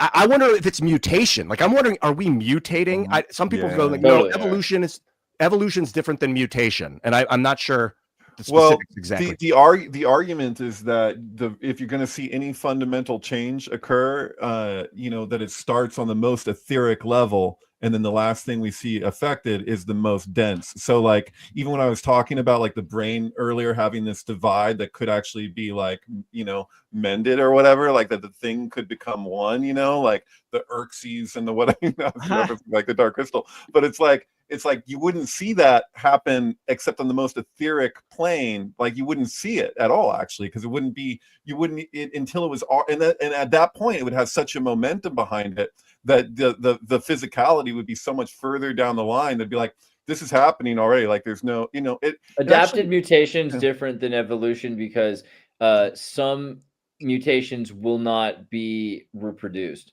So when mutations are reproduced, whether it's because they're valuable or not, then you can call that evolution, I think. Right. But if you look at it, what happens a lot is there'll be super wild mutations that don't always get reproduced. And so we're living in a zeitgeist of hipsters that don't reproduce. And I don't just mean that about your average hipster, but that there's technologies that we live through which that don't exist anymore. Already, the dial-up modem generation and the way things used to be in the 90s, there were a lot of things there that were really cool and interesting mutations, but they weren't picked up. And, you're going to see right now the Amish, there's that interview with this Amish kid, and he was saying how they all use Snapchat and they have phones, right? So it's 40 or some odd years after computers. They didn't have a Tandy, they didn't have a Mac, they didn't have Windows, they didn't have any of that stuff.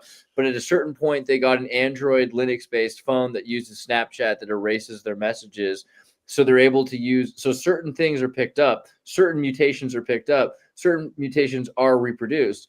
But the majority of the craziest stuff actually we live with that, and it falls by the wayside. That's the main difference. You don't know in the long run what actually will hold. So when that three-eyed fish shows up, you're like, well, that's an anomaly, and then the three-eyed fish is gone. But it could be 1,000 years from now, all the fish have three eyes. You don't know. You can't back up to have a large enough perspective to know what the ultimate thing will be.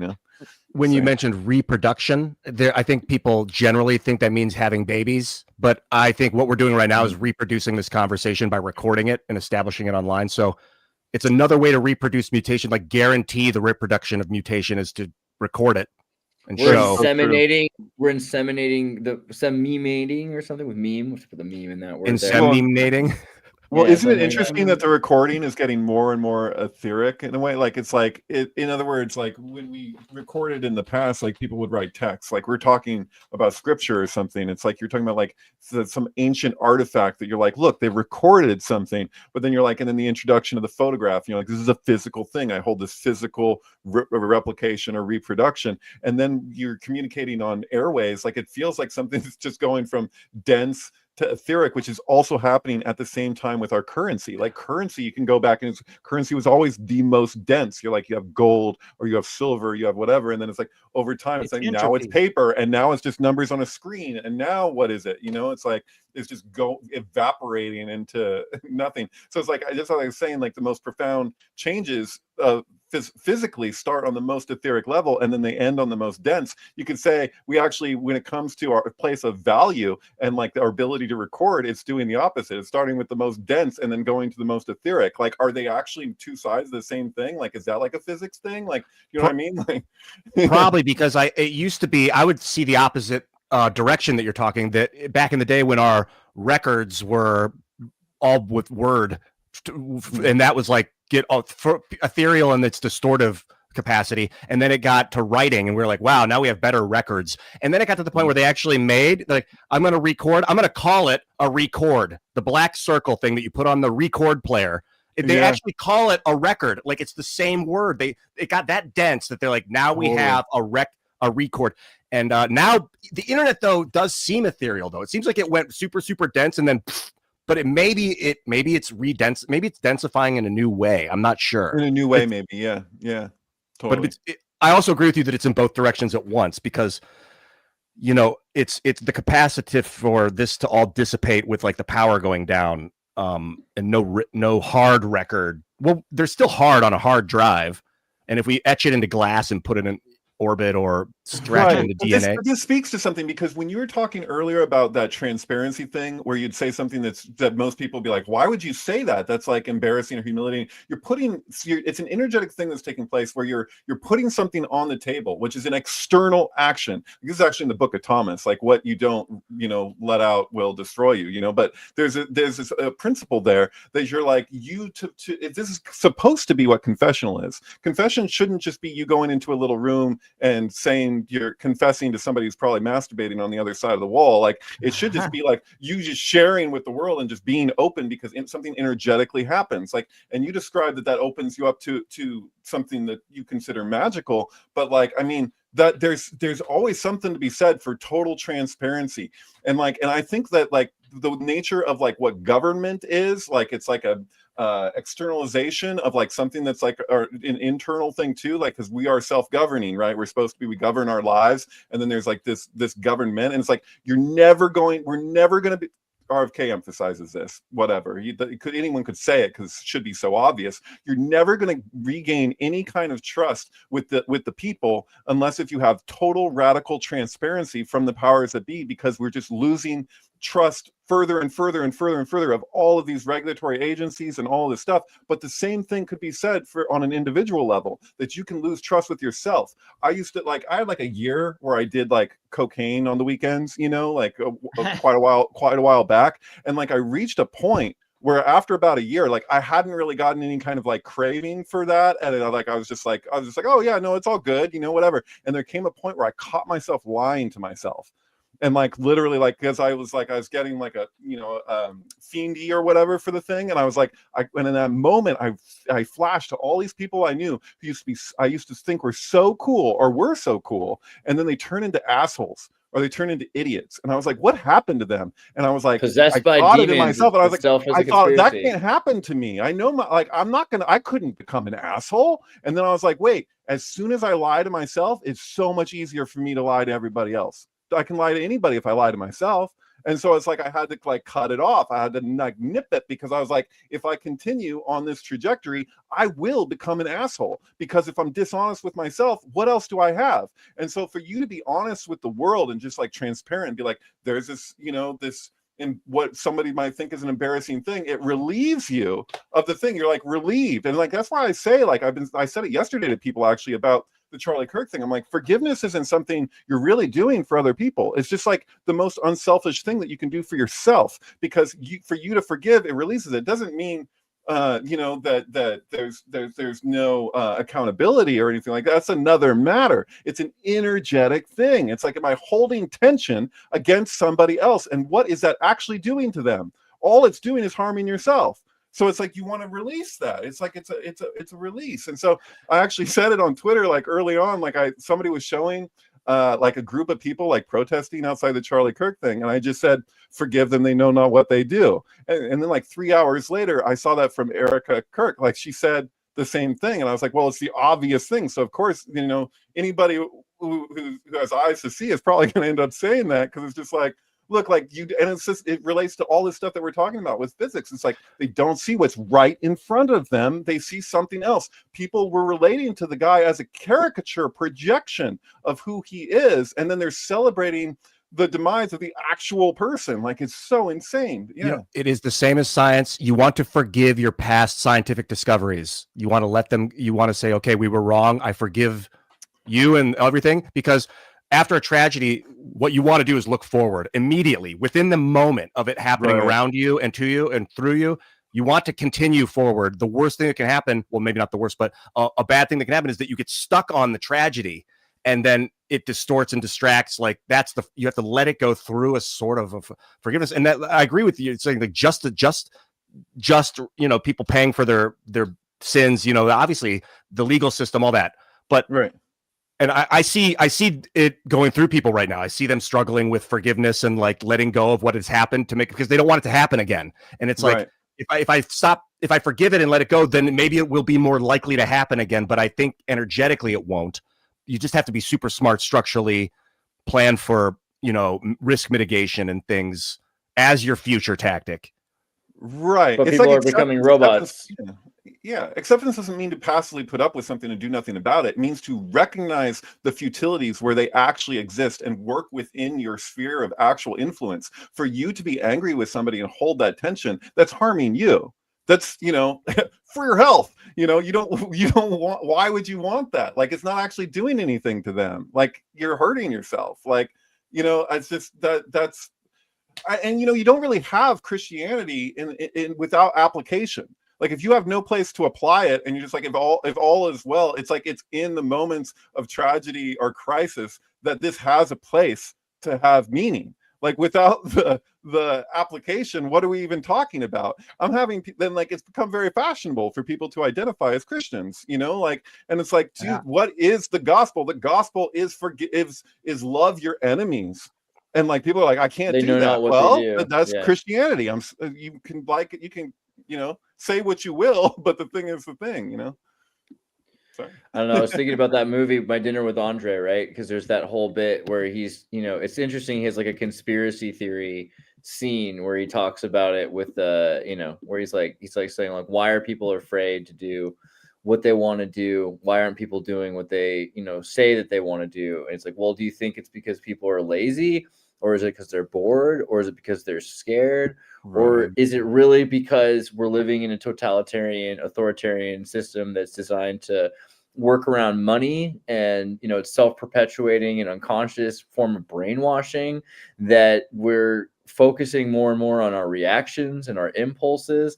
People think that they want to leave New York City, but they don't really want to leave New York City. They've actually kind of built in New York is the model for the rest of the world, because open air prison for themselves. It's a concentration camp where we're our own prison guards, right? And he thinks he wants to leave. Because you're quoting the film almost verbatim. Not perfectly. I did just recently watch it, so Oh, is that what it is? Okay, I'm like, dude, it's like almost every line. I'm like, yeah, okay, gotcha. I mean, he's got this whole thing that he wants to leave New York City, but he can't leave New York City because even if he goes, where is he going to go? It's like the whole world's New York's become the model for the rest of the world, and everything's becoming basically the same thing. And so he says that there's going to eventually be, nexus points around the world. There'll be like places around the world where it'll be like the world will be in the dark ages again, but there will be little starlights that people can go to, and they can find nexus points where new models of real human thought can emerge again, and then we can maybe build our own new future from those places where people actually still have freedom of expression and new and free ideas. But generally speaking, it's almost dead because they've done everything they can to kill off that kind of creativity, and that maybe like the 1960s for them was like the last burst of human expression, right? That's just completely gone now, right? I don't know. I feel like that's kind of maybe true. It's scary because this is so long ago. He's talking about the 1960s. This movie's made in the 1980s, and it's like basically the model for the Joe Rogan show. Like every podcast ever is to say, "Is My Dinner with Andre?" But it's the same conversation. So on one hand, it's terrifying because nothing has progressed any further than that, and we're seeing more and more people become automatons that just believe in whatever media is selling it. I've noticed this so much where you've got two classes of media, right? There's the media for the elite who don't have to work, and it's always like, how bad is the world? It's the worst it's ever been. It's actually, I know how much worse it is than that guy knows. You want to watch our channel because we know something that's even worse than they do. So you're going to want to prison planet, right? It's like, yeah, right. It's pretty bad. Yeah. But then, that's for people that can stay home and watch those shows. Like for other people that have to deliver Uber Eats to those people that are watching those shows, they have a whole different news show, which is saying, actually there's all kinds of solutions to this. You just have to wear 2 masks. You just have to get this shot. You just have to drive this kind of vehicle that's got this safety feature, but it's going to be fine for you to keep working. And it's interesting to see if you see both kinds of narratives that are being projected, because it's building that prison state, that concentration camp ideology, where we are our own prison guards, which is kind of what David Icke talked about. Well, yeah, it's a panopticon in a sense, but it's even worse than that, because a panopticon is where we're all watching each other. This is what we're doing, right? We're in a social media panopticon where you can't have any privacy. Ian doesn't even care. He just goes to the bathroom when he needs to go to the bathroom. He's like he's learned to just be himself, like while he's being watched, right? But a lot of people can't handle being watched all the time, and they have to be on their best behavior, and they have to hold it in, and it's killing them. It's like any rat in a maze that's being watched all the time lives a shorter lifespan because they can't have the freedom to be themselves. But that's beyond, we're beyond just a panopticon anymore. Social media is surely a system of control, but it's more like what David Icke was talking about 15 years ago when he said that the sheep are taught to believe, some sheep are taught to believe that they're sheepdogs, and some are taught to believe they're wolves, and some are taught to believe that they're farmers, and that way they can build a prison where the sheep actually are enforcing the imprisonment of the sheep, because some of the sheep don't even know they're sheep. So they think that they're in charge of the other sheep. I see. So that's like people that are a banker, they own a bank, or the bankers, like that's not their money. They think they're a banker when in fact it's on loan from the Federal Reserve. It doesn't have a picture of their face on the bills. Yeah, exactly. So are we, as you were saying that, it'll come back to me. Well, so earlier we talked about Steiner, and I was thinking about it. I think about this often when I think of you because of your Atlantis, thing that you've been working on for years, Ian. And, we talked about Rudolf Steiner saying this idea, basically, that there's an Akashic memory. So he said, Steiner suggests that the Atlanteans initially had a psychic image-based collective consciousness rooted in Akashic memory. And the destruction of the Atlantis civilization may have resulted from a cognitive shift towards analytical, individualized thinking, which destabilized their society. As few developed this new capacity at first, these individuals, seen as godlike, manipulated their still psychic majority, giving rise to hierarchies and divine rulership. Steiner traced the guru and the pharaoh worshipping cultures of India and Egypt to these psychic kings. This transition laid the foundation for later civilizations by introducing these imbalances, which humanity still grapples with today. And I think this is also related to the idea of post-flood, after Atlantis, the Babylonian tower, and the Babylonians making a name for themselves, something that David's brought up, right? Because in the Bible, it talks about how let us go and make a name for ourselves. And we use that to mean I'm going to become famous because people will know my name. But that might be deeper than that. It might be that we're making a symbol, we're making a sound that people will psychically, these are psychics who can intuit something. We're going to use that to install these memory-based symbolic logic on them. And so the more you think of language as symbolic programming, more and more people are programmed with this artificial intelligence of language, which we use against each other. And this is, I think, the biggest thing that I'm thinking about with Charlie Kirk this week is that all he did was try to communicate with people using words, and words are this logical system to interact with each other, which is not the way that we manipulate people most efficiently, right? I mean, I don't think it wasn't his goal to do that, but it should have been. And if he just tried to emotionally manipulate people the way media does, then he might not have been hurt like the way he was, because people are so scared of their misunderstanding of words, their own abstract understanding of words that come from their own experiences. If you just can manipulate people based on their experiences, then you avoid the same kind of suffering that happens when someone has their interpretation and their definition of love or God or right or justice, or, I mean, everything that's about racism or persecution or, equal rights. All of these things have to do with a person's experiences. And if you were suffering, if you had a broken home, if you had, any sort of problem, your definition for all of those, like, the idea of God, right? So many people use the idea of the perfect father for God. Well, a lot of people don't have a perfect father. I think those are the first people to be upset at the idea of a God who's a perfect father. People that don't, I mean, I don't get it, right? Like, Charlie Kirk seems to have had a lot more in common with Socrates than he did Jesus. Like, he was a Christian, but like, I can equate him with Socrates really easily. Like, it feels like to say, oh, he's like Jesus. It's like, well, he definitely was impacted by the teachings of the gospel and like did his best to incorporate them into his life and understanding. But he was so hip to fallacies and the nature of debate. Like, he was a really good debater, to the point that I wasn't always even sure if he completely even agreed with his arguments, because it just reminded me so much of the type of debate that I'd seen from the debate teams growing up in high school. And so, but I see elements of Socrates all over the place. But with Socrates, like, people say with Jesus, they're like, oh, well, he could have been saved at any point. He could have called for help and the angels would have come down and helped him, which is kind of a mystical kind of take of how he could have gotten out of his situation, and he was silent in court until he had an outburst about what the Son of Man is going to do when he shows up, and we can argue about what the Son of Man is, if it's actually Vespasian, Caesar, and Titus Caesar. But point is,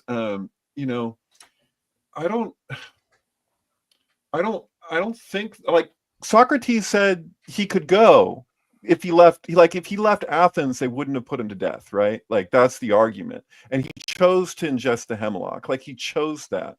And that's the difference between like a martyr who's like a Martin Luther King or a Mahatma Gandhi, who's like, I'm going to do what I believe is right. And if I die in the process, then so be it. You know what I mean? Like, I have to do that. I have this imperative that I need to do what I believe is right. That's a different kind of martyr than somebody like Socrates, who's like literally like, I agree to drink this poison, because if I leave Athens, then what do I have? Like, what is my purpose? Like, you know what I mean? Like, there's a distinction to be had there. I don't know. Do you see what I mean? I got more of a vibe that he was like Socrates. I thought that when the Greeks killed Socrates, they realized years later, what have we done? And they made statues of him. I feel like that happened in like a week with Charlie. It was rapid. Thing about Socrates, he was a bit fallacious in his arguments. He wasn't perfect. If you read his court, he defends himself in court when they're trying to put him to death. They want to, for corrupting the youth. In the Republic, you're talking about maybe is that Plato writes it?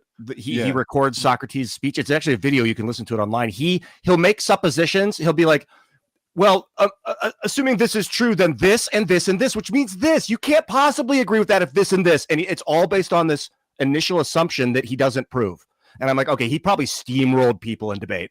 And what Charlie, I think, Andreas, what you were coming to is that there's at least two parts of communication. It's the words you use and the tone. And the tone was not, I don't know. I didn't watch a lot of Charlie's debates, but I think a lot of it was about words. Tone almost irrelevant sometimes, like harsh tone to explain important words. And the brainwashing of the emotion of humanity comes through tone. If you are like, I know, that's very different than being like, I know. Like, that's it completely different effect on the human response. Is everything sometimes. It's true. What's that?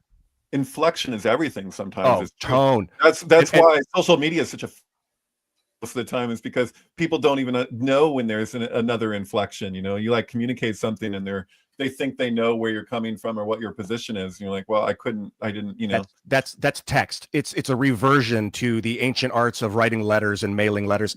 That is the basis of the psychosis of humanity. For my calculation, is that people are communicating through text. There's no tone, so it seems robotic, and you put your own assumption of what you think they meant, what tone you think they were using when they wrote it. Maybe not everyone does that. I'm not saying you do that. I gotta say, somebody in the comments is like, Charlie has been Alex Stein the whole time. I just joked with Kurt, with Bill about that. I was like, dude, I think these people are mistaking him for Alex Stein. Like they saw Alex Stein and then Charlie Kirk died, and they're like, oh, that guy. You know, I'm sorry. I wanted to go, Andreas, when you were talking about Atlantis and that maybe there was some sort of manipulation that happened that caused the downfall of humanity at the time. I wonder about that too, because first I'm thinking maybe they centralized authority, or maybe they actually, and then they started to centralize information and power in the middle with the argument of like, we can't give everyone nuclear weapons. Then one of these idiots will drop it on the ground and blow us all up. We have to consolidate this power. And then maybe that inevitably causes a fall. It's like the growth explosion into the tree grows and then it dies, drops the seeds and dies, and then it grows and drops the seeds and dies. Or maybe they could have found a better way of trusting humanity. But then I'm wondering also if it was tone manipulation, if they started to try to manipulate people through tone, through emotions, through feelings, music in a lot of ways is that, or is a form of it. And how were they doing like some subsonic psychic manipulation with like implosion machines? Because like Randall Carlson thinks that we're using explosive technology with like combustion. That's our main fuel supply. Our main propulsion supply is they were using implosion, where they were compressing so much that it would cause a vibration that they would utilize for a charge. And if they could do that and tap into conscious or inadvertently warped tone, I think it may have literally dropped the Earth's magnetic field on accident. And that's why all those comets from the Taurid meteor stream bombarded the planet at the time. No, Vera's hypothesis, right, is iridium, right? Which is, iridium is found in a layer. Sorry, go ahead, David.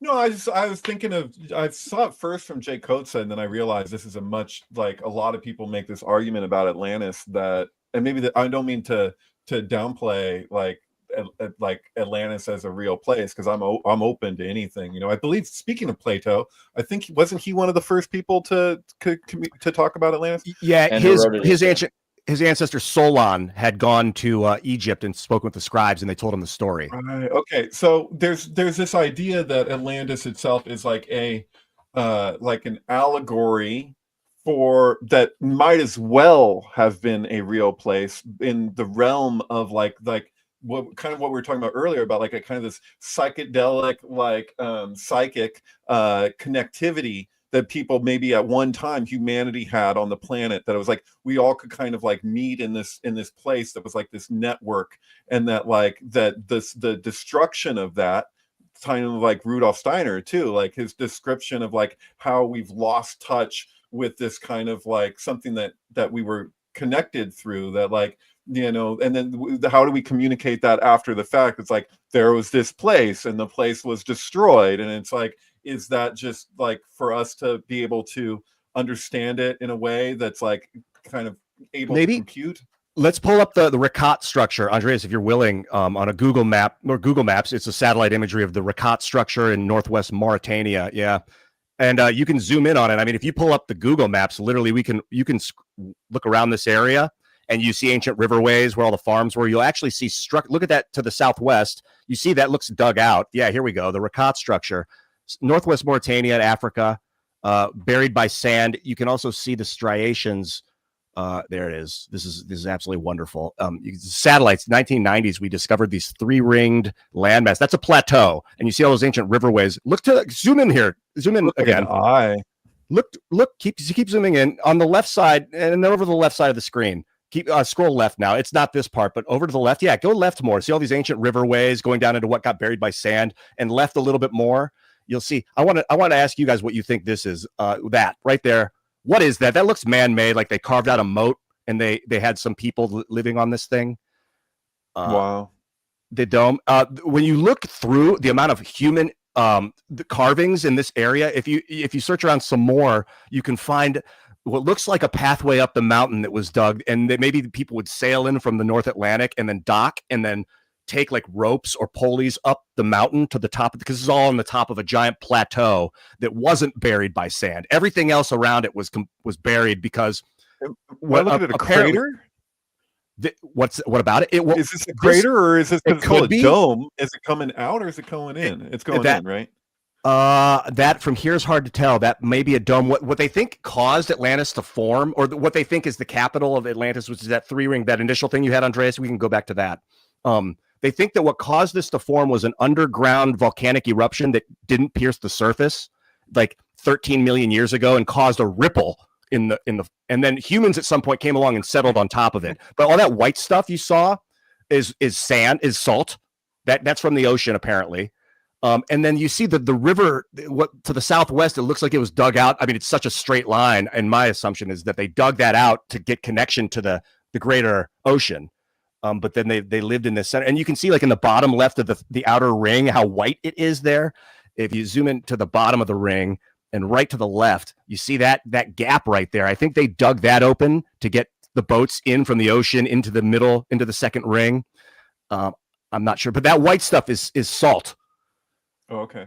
I think, as far as I can tell, this is my best surmisation of where the capital of Atlantis would have been. Is that it's a 3-ringed city that's 28 kilometers in diameter, which is what Solon said it was.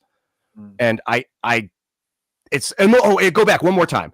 Just this is the last thing I want to explain is look at all the sand coming from the west. You see these what's called striations, these lines of sand. It's like flowing in. It looks like water rose up and is like receding back. Mud flowing. It's flowing from over. Yeah, exactly. And I don't know if you guys follow David Stickhansen. David Stickhansen, you should totally do a show with David. He's actually gone to the Ricat structure a number of times. We've got some videos with him looking at some really crazy stuff. Like he's driven ancient roads that look like highways that exist just all across the area there, and he's got all kinds of maps that tell these different stories. And there's even I'm trying to remember the names of this, but like in Timbuktu, what's the name of these cultures? It's been a minute since I've looked at this, but there are recently discovered texts from the African civilizations that were in Western Africa that talk about, here, look at these crazy roads he's found right here, straight lines all across Africa. And he literally went there to drive them. He's like, well, what are the reasons for this? And there's all sorts of geologists that are trying to explain that this, what this could have been, why there are straight roads in certain places there. But it looks like there was major infrastructure at some point in these areas as well. This is cool. This is with that last thing you had, the colors. That's a topographical map where it shows the elevation. So you really get an idea of, like, the red is higher up. If that's the plateau around the ring city, and I have a topographical map I can send you if you want to play with it. You can really see the outlines of like the indentations of what's dug out because it's lower in the topography. And particularly, I'll send you a good topographical map here we go. It's crazy. I should have had this loaded up before we get started. Bet you. Okay, hold on. I bet you Atlantis has some sort of key to the number 7. Let's see.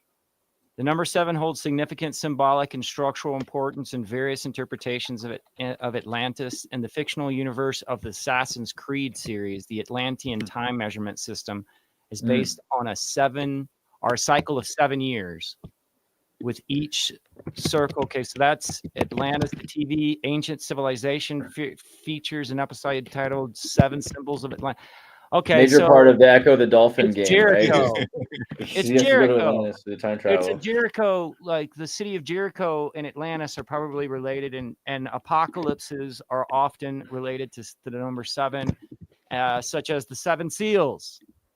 Well, I mean, it's a major part of the story of Noah's Ark, right? Is that there's kind of this wild civilization. There's a deluge. Okay, here we go. Here it is. Now when you select above to the right, there's that 3-layered thing. Make sure it's on Esri imagery.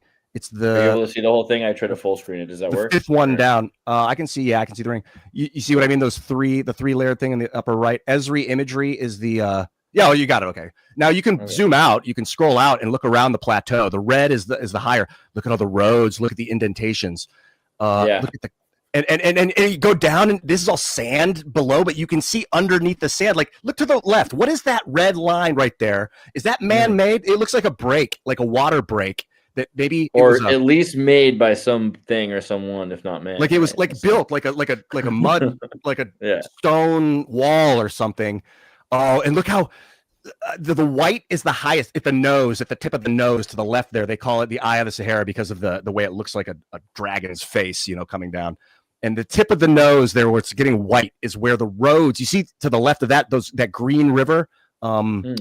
It looks like they dug that in from the North Atlantic, and then all these things this is where you can see they take like the ways to get up to the top of the plateau. There's ways to up the plateau from here that they seem to have dug out.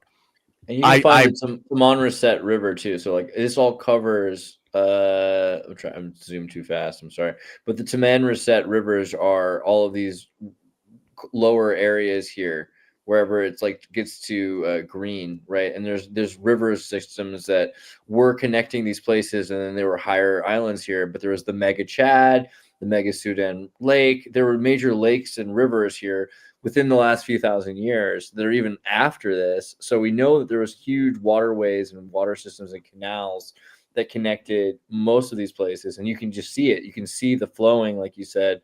Yeah, mud flood, right? I'll show you one more thing. If you go into the Eye of the Sahara, pull in pretty close, and to the west, and then a little north, you can pull out a little bit too. Look up here look at all these, and then once the topography, and then southwest from here.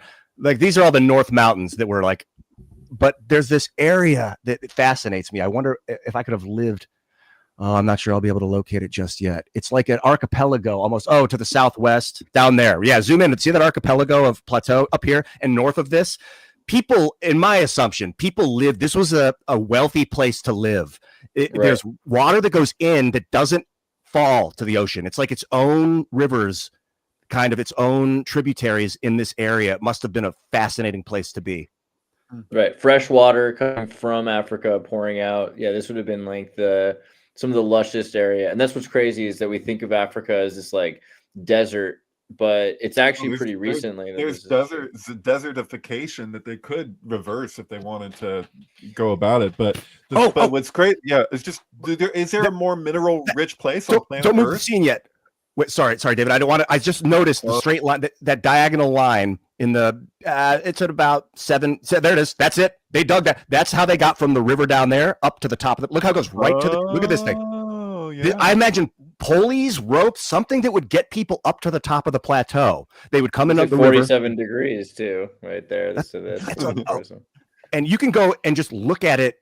It's like I don't know. Anyway, but David, I'm sorry to interrupt. I just no. I like that originally. Like I just went entertained the idea that I've seen referenced by people of like that Atlantis was kind of like a spiritual dimension or something that connected people psychically, and then we're just like going into like total like physical stuff possibility. Here. It's totally this is physical place of and also the idea that people call it an island, and I think people say, oh, it was in the middle of the Atlantic Ocean and then it got destroyed that way. It's like, what do we know? Like if you're describing a moat, I can totally entertain like a cool like city structures. It's the reptilian reptilian conspiracy basically says that there's been like multiple. This is like the 7th reiteration of civilization that's destroyed over and over and over again.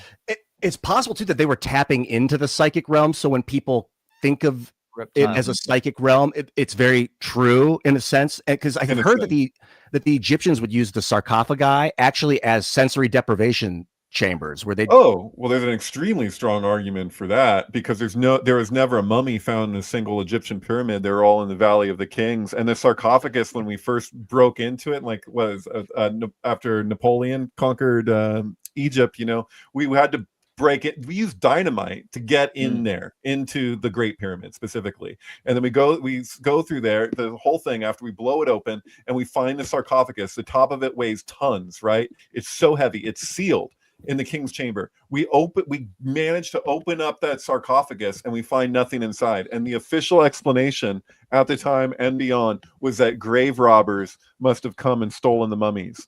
that because they couldn't conceive what is the function of this thing if it's empty.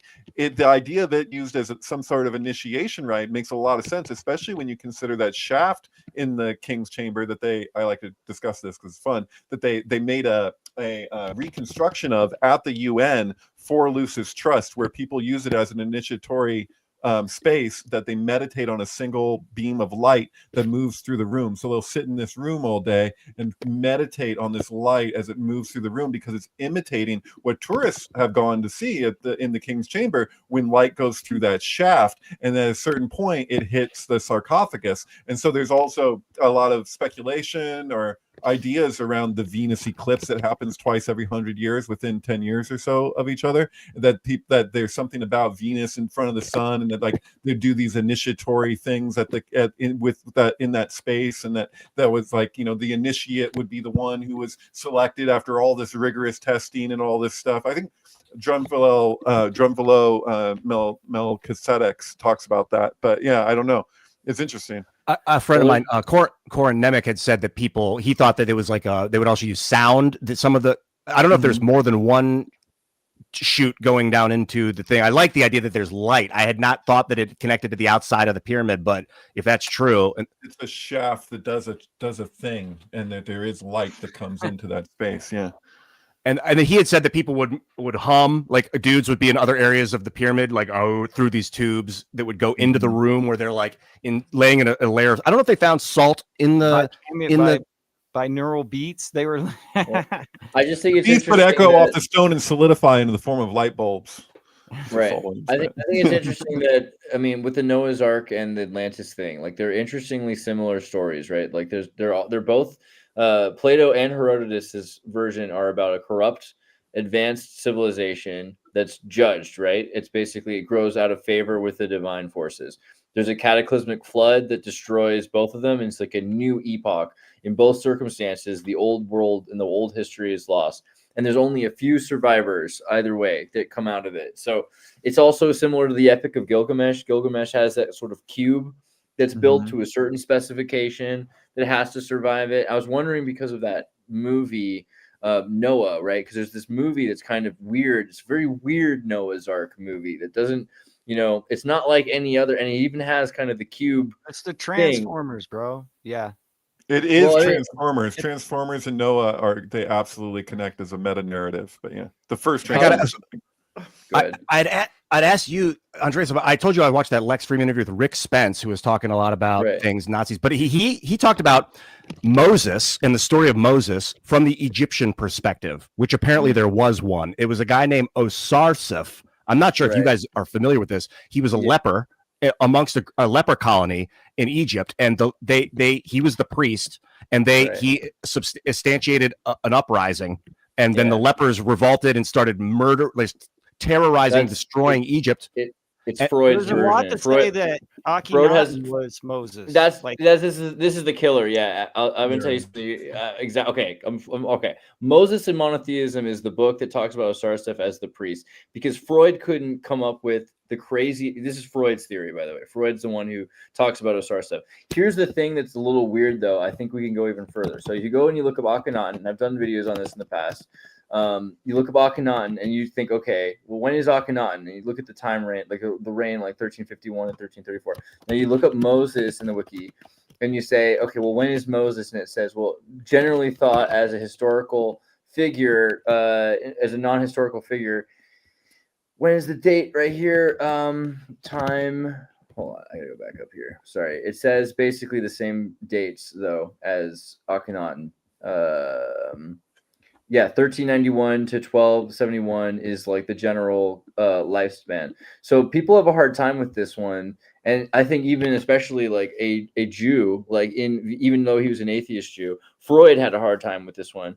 But the idea that Moses was literally Akhenaten is a theory that goes even harder, I think, than the Osarseph one. See, this is the opposite. Like that's one of the reasons I like studying with my rabbi for years, was because when these things come up, he's like, oh well, that's just like the Gilgamesh thing. He's like, people are like, no, don't go there. He's like, no, he's saying if there's something go there, suggests that there was this deluge, excuse me, then this would substantiate it. This is the same thing as treatment of like, he's like, well, Moses was taken into and raised as an Egyptian royalty. Yeah. Like, it makes he was literally raised as royalty, and it's because Akhenaten's great grandfather was Yuya, which is the Egyptian way of pronouncing Joseph, and Joseph is someone who came into a droughted period and basically made the pharaoh the most powerful pharaoh that Egypt had ever seen during a 7-year drought period. And once Moses, and what is Moses famous for? He takes his people out of the kingdom of Cairo and into the desert for 40 years. What is Akhenaten famous for? Well, he took his people out of Cairo and built a city called Amarna. For 40 years, they worshiped the son of God, Aten, right? So he created a new religion that was... There's something else. There's a connection here from Philip K. Dick. Philip K. Dick talked about the hymn of Akhenaten was in the Psalms. Mm-hmm. So right, and also the 10 Commandments are from the 42 Maxims of Ptah-hotep. Which is Right. funny because there's several commandment tablets that fall down and break. So there's one, remember, there's actually more tablets if you look at the 42 Maxims from Ptah-hotep. In the story from the Egyptian side, they said that there was the uprising of the leper colony led by this priest who could have been the pharaoh. Now I'm seeing, but then that the pharaoh came back to Egypt to expel him, and I'm like, why was the pharaoh not in Egypt? Because this other guy was the pharaoh at the time.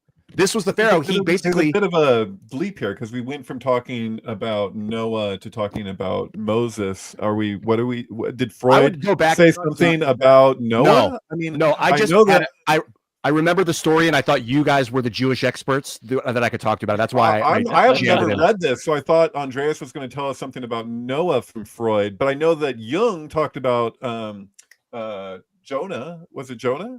And Job, both, I think. Job for sure. I think Noah's a separate thing, but it's interesting nonetheless because it's a few generations earlier, right? Because Abraham ends up meeting Noah, which is his great-great-grandfather or something like that. And then Abraham has Joseph, and Joseph is Yuya, who is in Egypt, who is then the great-grandfather of Akhenaten, if this is Moses. And Moses, Ramosh,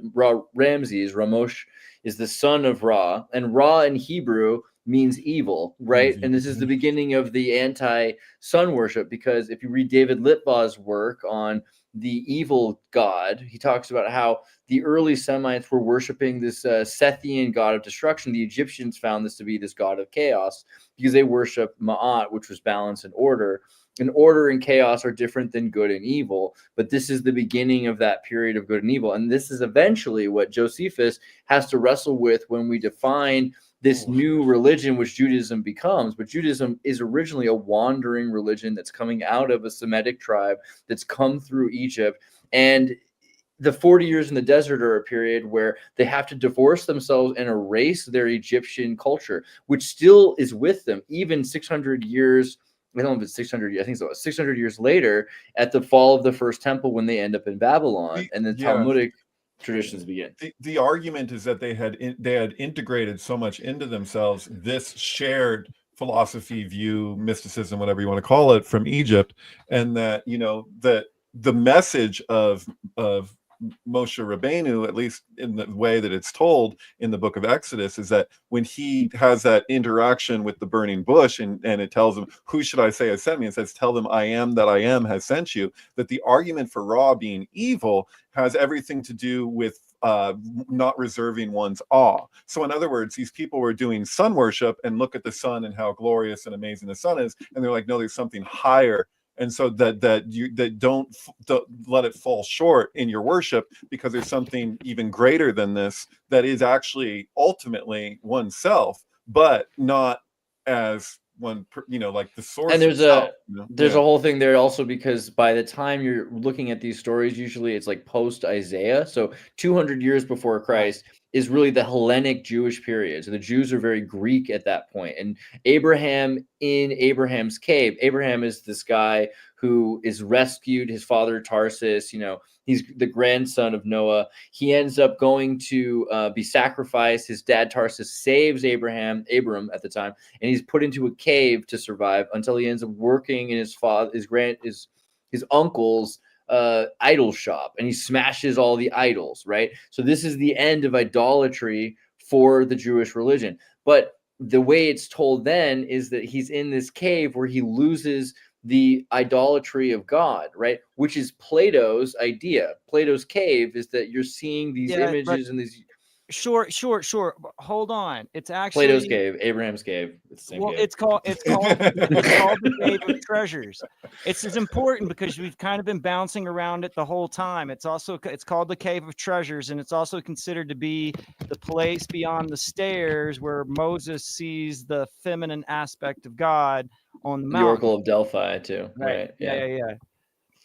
But and the Cave of Treasures might be in Upper Mesopotamia, 600 C, 300 D, the apocryphal pseudo-epigraphal, blah, blah, blah. This is the Cave of Treasures, the conflict of Adam and Eve and Satan. That Adam and Eve lived in, which is right. Yeah. Important. And there's a lot. And you also have to understand that Plato's Republic is within the Nag Hammadi and the Dead Sea Scrolls. It was considered to be a religious text. But if you go back far enough, though, you have to remember that the burning bush is probably from Zoroastrianism, is all I was trying to say, is that the Jews originally, before they were super into Greek stuff, and just even the Greeks got a lot of their ideas from the Persians originally, that the Hebrews got a lot of their ideas from the Persians originally. And so Zoroastrianism. Okay. I don't know if I like the idea. I mean, because you're saying that they lifted or counterfeited the ideas. What are all the ideas? Well, hold on. It might be your way of looking at things. It might, even if you're interacting with an objective, talking about the definition of terms here, like you're saying that they built their part from other people's things. What if there's more of a deep-rooted source between them? It's like Noah. I'm saying I agree with you on both of those. I think it's both ways. I think that people have ways of looking at things, and that the interesting thing about the Jewish migration is they're going through all of these schools, and they're not just in the low slave state of building pyramids. They're actually interacting with the priests of all of these cultures and the mathematicians and everyone else. I mean, this is what,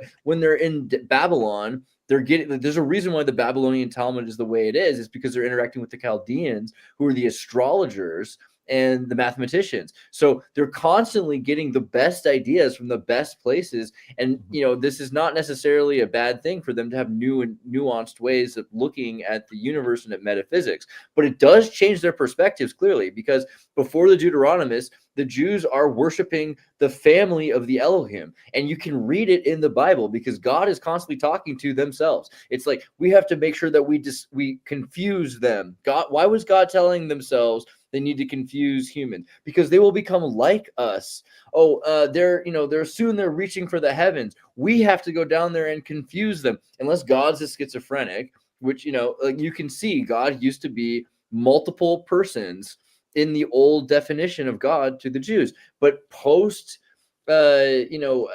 Sumerian, post-Canaanite, post-Persian perspectives, the Greek perspective, it becomes this sort of, first henotheistic idea. And that's the thing about Akhenaten, is Akhenaten's not saying that there is only one God. Akhenaten and Moses is not saying there's only one God. Moses is saying there are other gods that you should be wary of and be careful of, and you should only worship this one God because the other gods are bad for you, right? It's not monotheism. There's nothing about Christianity or Judaism that's monotheistic. You have the Symposium is connected to this. Plato's Symposium, where he's describing, because it says God created man in his own image. That's a fake translation, because literally, like, male and female, it's really like male and female created they them. Like, sorry, but like the point is that God trans? All right. Well, I would argue that what is happening right now, I said it before, I'll say it again, that what we're seeing with the trans ideological stuff is that instead of addressing a reconciliation of duality on a etheric level, as is pointed to in this religion, they're then looking to project that into the external world as an actual aversion to acknowledging the end of duality within themselves, or addressing like the non-dual nature of existence. So you can see examples of that when people say, I'm non-binary, I identify as non-binary. You're like, everything is non-binary ultimately. Like, that's the ultimate nature of reality. But people will turn it around to be like, they create a new binary by saying that I'm binary, as opposed to other people who are not non-binary. I'm non-binary. You're a binary. So it's like, no, you have a new binary. So it's all just a big paradoxical joke. And it's like, and so my view is that eventually this is destined to break down, as is like what's attributed to Schopenhauer, the 3 stages of truth. It's like at first it's ridiculed, and then they fight it, and then it's accepted as self-evident. Like that is totally happening in right now, but we're caught in the middle of this of this process. But like it's a projection of duality. What you're speaking to with the Elohim seems to me there's all these indications that it's speaking to a non-dual reality. That's like when Moses goes to look upon Hashem and all he can see is the back parts, is because he would be looking at, you can't turn around and look at yourself. Like the only time you see yourself is in a mirror. Like how can you see yourself? It's by energetically going into oneself. It's meditation. That's why I am that I am has sent him. You know what I mean? Like that's like the point. But like okay. I'm saying like I am non-binary or I am binary. It's like an equation where you have 2 parts. You divide by binary on either sides, and then you have left I am, and you realize that is what people are. You are. You don't have to be. It's like, and another thing, Andreas, you said earlier that at some point it was chaos. It was order and chaos, and that was order is good, chaos is bad, and that was probably because like desperate survival, not really thought it. And then at some point they realized, oh, some types of order are evil, and they developed an idea of good and evil. I mean, it's also that some forms of chaos are good. So it's K-order is this sort of heterodoxy of both ideas together. But religion changes because people think what is good for me and what is bad for you. And the truth is that neither good nor evil or chaos and order are the holistic. The real holistic is consequence, right? What is the consequence of this action? What is the consequence of my choices? Does this consequence lead to a place that benefits? Right. And this is the thing about Adam and Eve, because Adam and Eve is about the fruit of knowledge. And what do they know? They know the consequences of their actions, or they forget. Well, they know it literally says you've become like God, knowing the difference between right and wrong or good and evil. Yeah. And a lot of people miss this because they think that the devil is just tricking Adam and Eve to eat some bad fruit. But what happens is God says, no, he's right. Now they are more like us. They do know these things now because they ate that. So we have to kick them out. Right. That's and this Blavatsky used to try and emphasize, and people called her like all kinds of names over it. But Ian, you know who Asherah was? Asherah. Have you heard that name in the Bible? So Asherah is the wife of God, right? Asherah is the wife of God originally. The Jewish God was married to Asherah. Okay.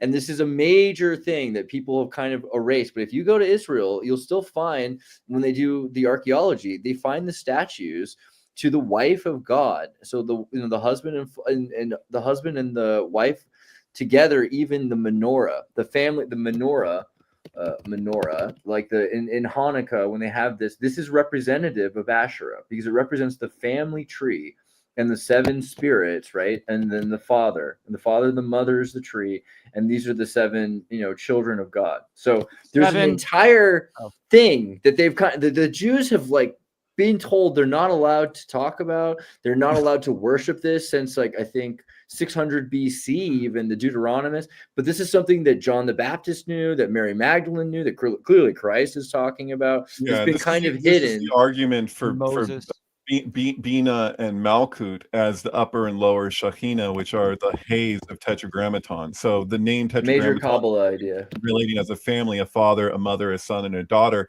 That this is the extensions of God manifested in the world, is through this, this expression of polarity, not duality.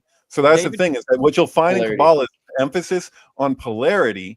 And then the way that the Klipot work is mirroring Tetragrammaton, where they project a duality on top of that polarity, and the duality is what we fight over. So whereas the polarity itself is actually a continuum where everything is just connected, and this is expression of the material polarity world. is an identification of consequence.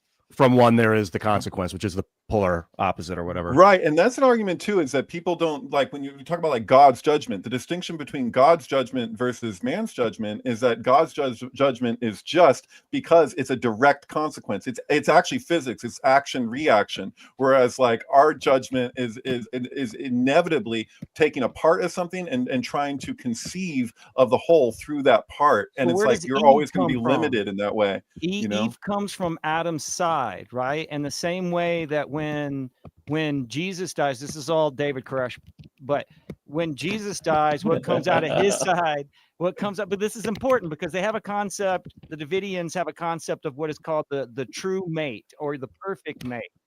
So when Jesus is stabbed in the side, a woman does not come out, but water and blood come out. And they are supposed to be symbolically linked together, and that in Matthew 26, when it says when the Pharisees or whatever are testing Jesus and they're talking about when the judgment day comes, because that's what David Koresh is specifically having knowledge pertaining to, all that has to do with judgment.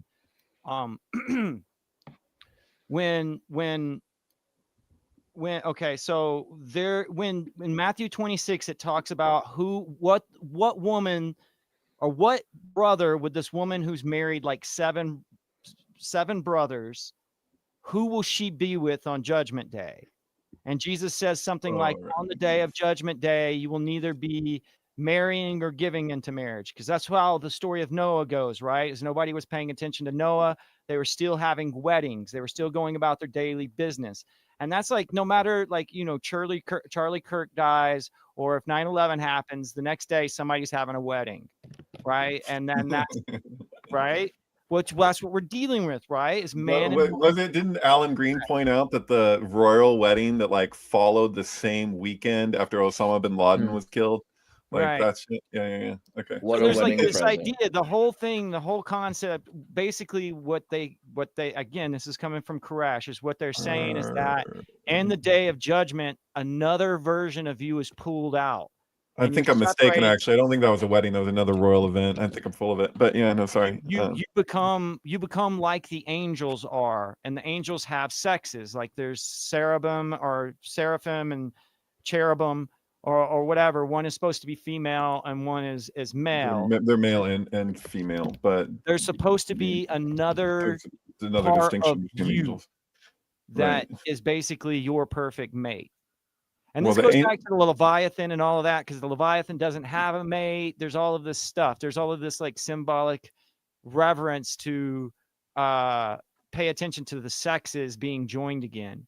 I have a question. Is it a coincidence that Eve is the first two letters of her name is evil? Is that? I don't think that there's an etymological connection, but I think that there's definitely a synchronistic connection to be had. Like a patriarchal. Judas's the first part of Judas's name is Jew. I mean, J-U. Yeah, I wonder about. He's always shown. Judas was always shown with a Roman nose, and that's where you get like in Freemason, like that's why his main bad guys are like Jubali, or whatever. It's anti-Semitism. And then my other question is with God having a wife. And that you were saying they don't talk about it a lot. Does that indicate? Did it indicate to Moses or Jesus or the people of the time that meant God was a human and they knew it was a guy, or had the stories been passed down thus that people thought, oh no, it actually wasn't? Been changed. It is not telephone. There is throughout history people changing what the scripture said.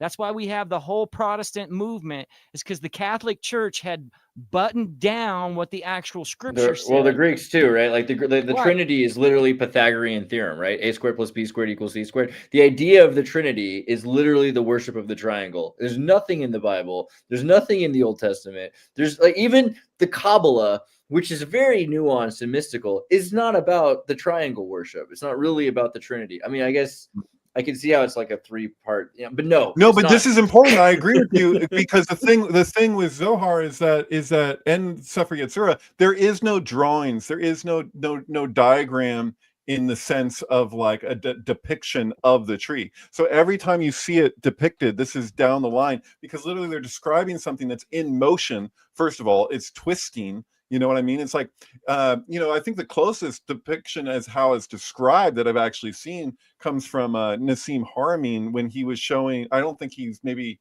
entirely responsible. He may have done his own version. Where when you look at the solar system, and instead of seeing what like I was raised with in school, where they have these circles and they lay these planets and everything's kind of on this disc. They literally like if you look at those bodies like twisting through space and the way that the different planets relate to each other in different ways, like our relationship with Venus, it's like it's different, it's unusual, like we have these relationships. That's the way that the Zohar describes the Sephiroth, is these points of where these energetic points where everything kind of like comes together with these pathways. Right. But it's not like treat this in any linear way is just not it's not what's being described. But there are some important things, like, so for instance, when you talk about whether God was a man, so man is in the image of God, and that is something that it can't be ignored. But also, God is not God in the Old Testament. God is the Elohim, and the Elohim is plural. God created man in God's own image. First of all, it's not he. Like that's a translation. Even just text that we have, that's not what's happening. But created humanity, male and female. The Adamu. The Adam in its own image. But the thing is that we assume when we look at that man is then the way we perceive ourselves as such is what God is. But this is the question. This is why forgive them, Father, they know not what they do. Sorry, jumping ahead 2,000 years, or 2,000 years ago. But the point is that are we perceiving ourselves as we are? So, like, are we stardust and golden, or are we this, like we are Cain and Abel? It's Yoda, Jacob wrestles with Eloi. So Jacob wrestles with El Elyon, the male archetype of God, right? And God, there are multiple Elohim because it's like the Anunnaki. So the Elohim are talking to each other. There's the wife of God, there's the father, there's the husband, there's also El Shaddai, which is the destroyer of God. Then there's the children of God. Then there's the begotten children of God, which is the Ben Adam. Just as easily argue that these in the cosmology that these are all aspects of one beingness. Then we're all aspects of God, sure. Well, yes, of course. But the Greeks got this Jacob's too. wrestling with God, with an angel, but it literally says there was nothing on the planet in multiple places, not just in Genesis, but also in like 2 Peter and stuff like that. Like it says that it was covered in water. The land was separated from the water, and then we're put there, but it makes it say that they control our science. They control we are inside of their mind. Like they know our thoughts. Totally. They know what we think. They know what we do. And then in multiple religions, especially in the Abrahamic ones, like in Islam has like a book of deeds, right? There's always this book that has whatever we think and whatever we've done written in it. So it's like we are the story of a character, but somebody is completely controlling every aspect of our reality. Like, well, then you're talking about the determinism versus free will. But there's also at the top of Athens where it says "Know thyself." The way that's interpreted is that they're saying you have all these gods, but all these gods are aspects of your own self, and then to know thyself is like all of these are under that umbrella, right?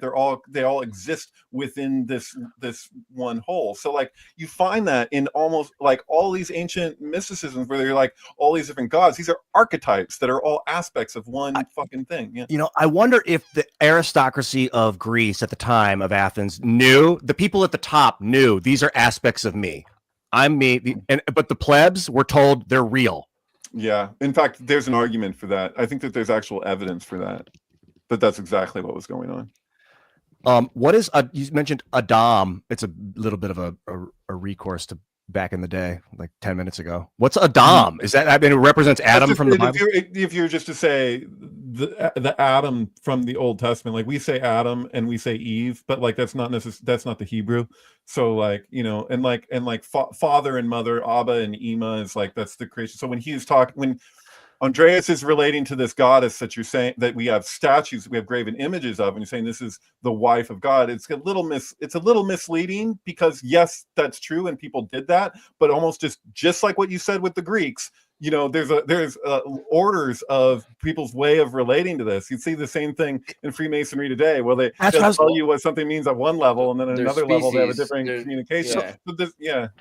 And so, do they actually? Bad guys. Bina is formless. Bina, the dwelling of God, the feminine aspect of God, the container is formless and boundless. So like when you're talking about like space, and we're making this argument like space isn't really nothing, it's just no thing. Like that's the way that the feminine aspect is related to traditionally. But then you have different levels of how this is being disseminated to the masses, where just like what you're describing, like that's totally what went on. Like there's a hierarchy, and is it even that way by like design completely? Like because it's like an open secret, right? It's like anyone could access this, it's written right there, but then whoosh, depending on your level of what you want to take on, because you know, but it's interesting because Adam and Adamu, so in Sumerian, Adamu means species, and Adam can mean humanity. Adam can be this person, but it could also be the entire species of humanity. And Eden is the walled garden.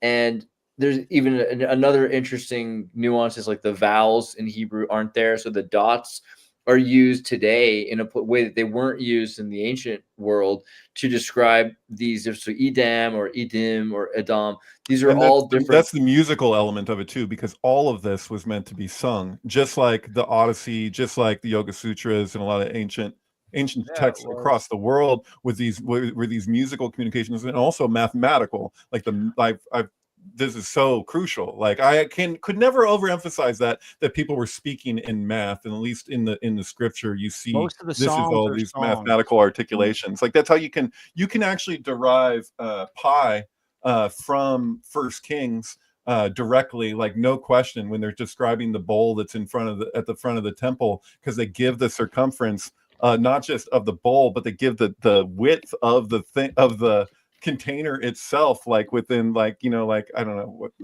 language falls short, but like, and you can get to the Fibonacci sequence from Bereshit, which is referenced here in pi in this scene. But the thing is that he purposely is misleading. He says, I forget what it is exactly, but he said, I think what he says, the garden, because he doesn't actually show you the garden. He shows you the direction, the northeast, the direction from which Adam and Eve left the garden is how you get the golden spiral here. But it's just as relevant. But I think that here, just so Ian understands what's going on, he's showing him. I don't know if you've seen this movie, Ian, where he talks about pi. It's a great movie because he's a mathematician who's an atheist, but he is a Cohen, is his last name. So he finds out, oh, he's actually part of the Levite tribe. He's like, well, I don't really believe in religion or anything. It's like, well, you know, Hebrew's all numbers. You love numbers. That's my job. Is I study the Torah, which is all numbers. So if you take, you know, the value of each numerological, each letter is a number in Hebrew. So you can take the letters that are father plus mother, and you can get son and daughter, etc. Like these are all values added together. 4 and 1, you get 44, and then this is 4 and 44 is the value of the family. I forget the whole thing, but it's mother, father equals child. That's what it is. Mother, father equals child. And then also, if you go further, you can find that the name of God, 144, you know, spirals because of Eden. He finds the Fibonacci sequence because these numbers actually are increasing in Fibonacci, which can give you the golden spiral, which is interesting that all of this is done through a language which is literally all numbers added together, right? Is this movie accurate enough to watch and commit every piece of data to memory as truth? I will tell you that I'm convinced that the parts of it that are not technically accurate are intentional.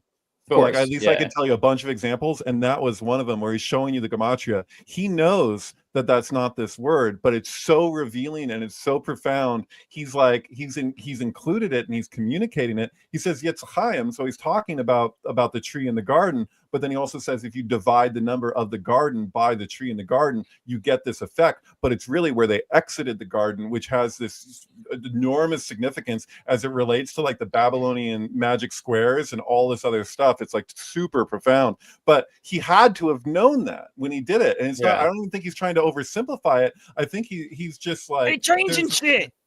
Yeah. But it's very clear the things that he's, specifically kind of changed. It's not inaccurate. It's just, that it's a big problem with media when they give you almost everything true and then they slip in the one piece of deception they want. Mm-hmm. Right. But I don't think he's did that a lot purposely. I think he does. He's doing that so he doesn't get killed, though. Sorry. True. Right? Yeah, maybe. I did a study on the beautiful mind. That Pi is like a super like deep satirical statement on Israel. Yeah, absolutely.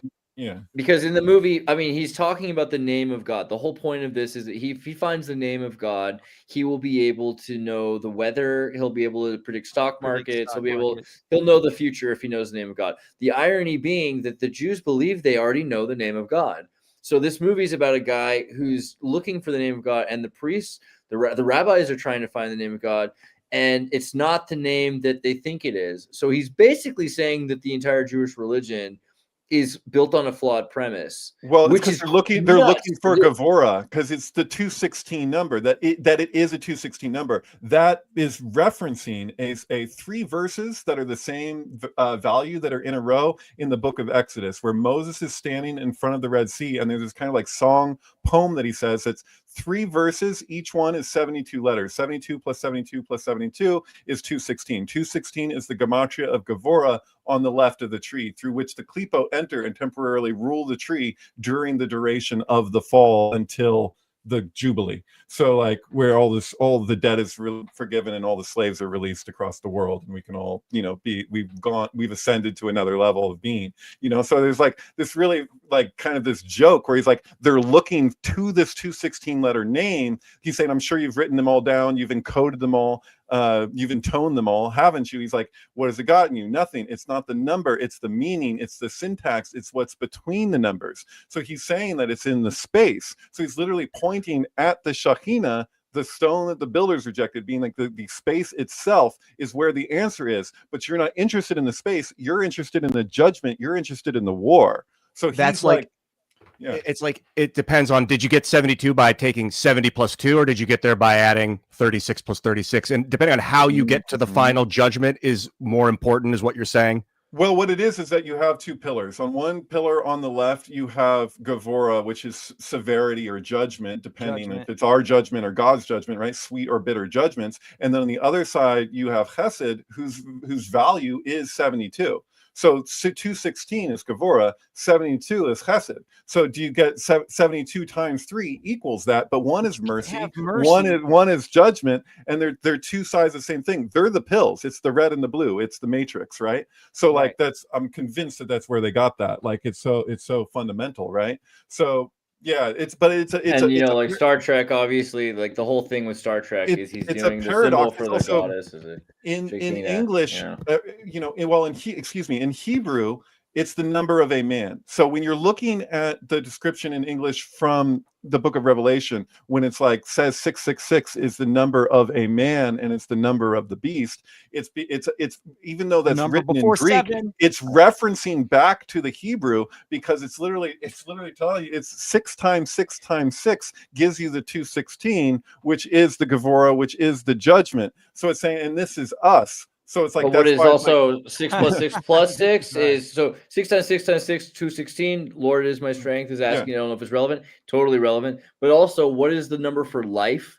Is 18. And 18 is 3. It's 18 is right. And so, and then if you say 6 times 6 times 6 is 216, if you say plus 7 plus 7 plus 7 for the 777 lightning flash that extends through the tree, that is the Shefa, it gives you 237, which I think is the argument for why Kubrick went from 217 to 237 for the room in The Shining and what that room represents. By the way, I recommend that people watch the movie Weapons, because the movie Weapons did the same thing that Us did, where it took the archetypes of The Shining and took a specific aspect of The Shining and just like took it to this whole other level through Jungian psychology. The movie that came out recently, Weapons, focuses on the number 217, which was the name of the room in the book The Shining, which they've taken the premise of what that Shining room is and did a whole other movie based upon it. It's brilliant. What do you guys think? And Will, particularly, you've brought up 7 a few times. What is it about the power or the intricacy of repeating something 7 times instead of 6 or instead of 8? Like, It's because it's the number of the sheriff. A movement's accomplished in 6 stages, and the 7th brings return. The meaning of Shabbat, of the Sabbath, is that it as the 7th day isn't really the 7th day. Really, there's only 6 days, and they twist around the 7th, which is why you're supposed to rest, and why in the in Genesis, when it's like, and God rested on the 7th, is because it's not really a day. It's everything, because it's a lunar calendar, and their treatment of it, the way they're twisting around this day, it's not even just symbolic. It's literally like the way of use it to trap angels. Yeah. So like obviously this is why sheriffs use the symbol, because it's to trap demons. You're saying a 7-pointed star. I'm talking about that the 6-pointed star has a 7th point in the center. You're absolutely correct, Andreas, but the point of this is that why it's a symbol for Babel is because it's not a vector equilibrium. It's a vector metric that isn't actually balanced. So it will work temporarily. You can achieve something with it, but it takes more than it gives in the end. So you can that's like the meaning of Babylon, actually, is that you have a structure that is why like you can build it. You can't build this indefinitely. If it was a perfect structure that was a perfect vector metric, you could use it to reach heaven. But because it's ultimately an imbalanced figure that works on a certain level, it's like it can only take you so far. It will take you somewhere, but it won't take you all the way. Is there something about the magnetic nature of revolving 7 times? Like the Earth spins around 7 times in the Bible, and on the 7th spin, and I'm sorry if I misinterpreted what you were saying. It's Jericho. So Jericho 7 times falls around by going around it 7 times, and then Judgment Day is basically the 7 trumpets, because Babylon is basically the idea of a city, because Babylon is like a city state, right? So when they say like the Babylon has fallen, the fallen, or Babylon who is the whore, is actually the whoredoms that come when you mass people together into a city like that. And there's a lot of saying like that's what Moses had to do, was like decompress. He had to decompress from his civility that he learned from being grown with the Egyptians or whatever. So there was a certain amount of time that he had to spend away to be deprogrammed, because so there's this idea that this book right here is kind of like blew my mind, because what this person did was they took all of the origins of the different alphabets, and they saw the commonality in them. And so how like 6 has to do with the lovers, like that's the card in the tarot, so to speak. And it's like the joining of the sexes.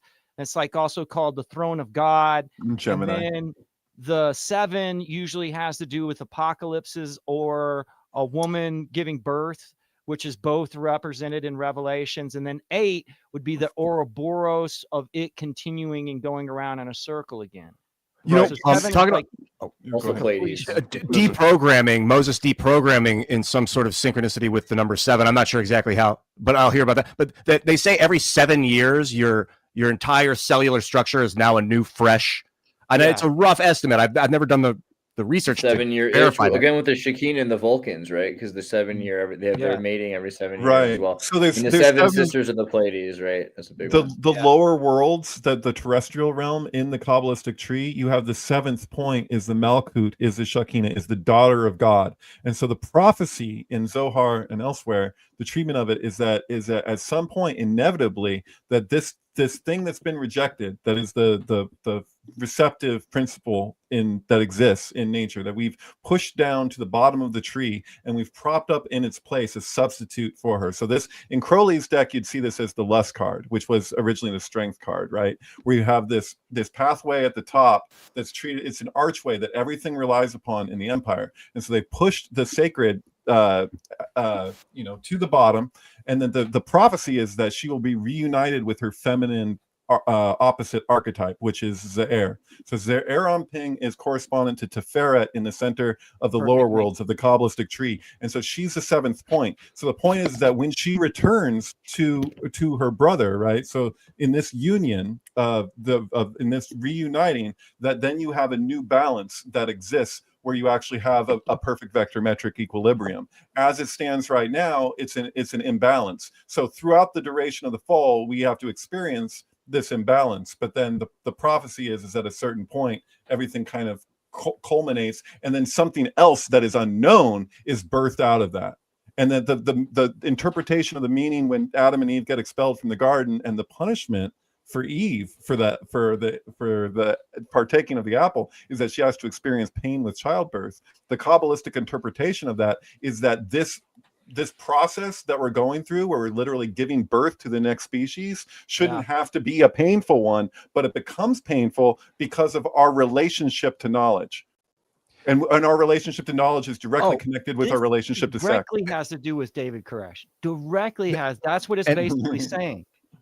My own knowledge, which is going to cause a little pain, is referencing that I think yesterday was the first day of the fall. Oh yeah, September gotcha. 21st. That's just a piece of human knowledge that maybe is irrelevant. I don't want to say we're in the fall right now, but technically we are. And so you're saying through the fall there will be a rectification between man and woman. The idea is that we're literally giving birth to the next species. That's what's taking place. And so, and that whatever it is evolutionarily that we're pushing out, we can't necessarily know. We can infer like what that will be based on our own troubleshooting, us seeing what our limitations are. Let us know where we fall short, was what senses will develop to continue that will rectify. I should clarify. Today is the first day of the fall. Oh, the fall has begun. Yeah. It's the 7 root races, right? So Madame Blavatsky, who is a major inspiration, I would say, besides John Edmondson, to Darwin, and even the idea of humans being multiple, like even the multiples at the time when everyone thought that humans came from different, like each race came from a different hominid or something.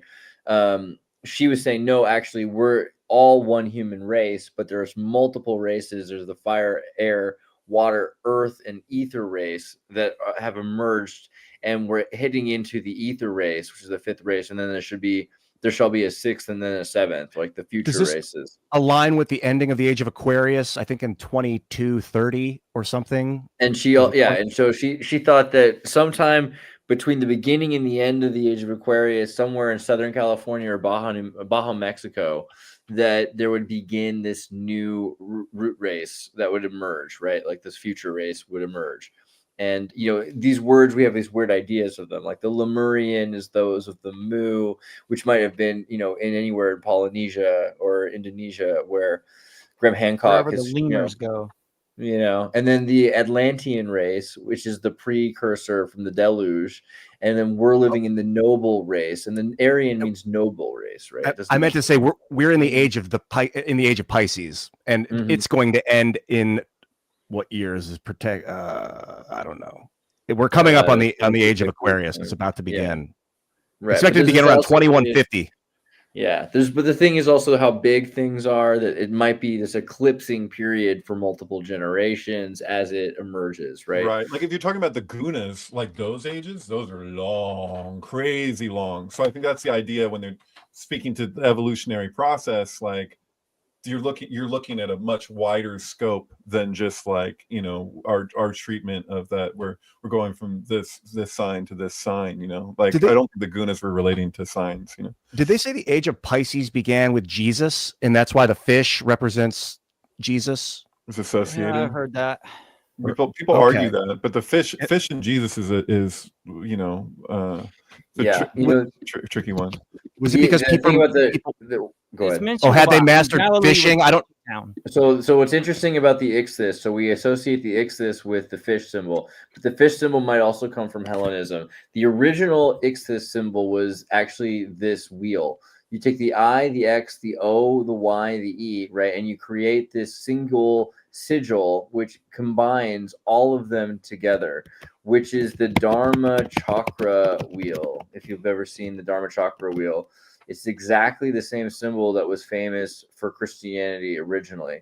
And it became more famous to use this fish symbol to represent the ichthys later, but it wasn't originally the fish. Did I say Gunas? I think I meant Yugas, but yeah, sorry. It looks like that's what the people on the boat would use to sail. This is looks like the helm. Totally. Yeah, that's where they would be fishing. See it in the fortune card in tarot, which then does display the 3 Gunas, but the the yugas are the 4 ages, and they're related to, you know, cycle of breath, but on a larger scale. So they treat it that literally like over time we're taking an inhale, and then we retain it, and then we have an exhale, and then the whole thing continues like that. So it's these long-winded, cycles. Are we in? This trips people up because a lot of the Christians really like to focus on the idea that the fish is, I mean, similar to the Trinity, right? Like there's a very interesting, within 300 or 400 years after Christ period, that Hellenic Greek paganism and the cosmopolitan Platonics started inventing or merging their ideas into what had become or would become Christianity, but they're nothing to do with the original Christian beliefs of Christ or of the martyrs of the original Christians. And so I think it's interesting. I wonder what Jesus would think if he were to see like the sequel of his life as a, you know what I mean? It's like the Star Wars movies. Like it's so obscured from what the original beliefs were.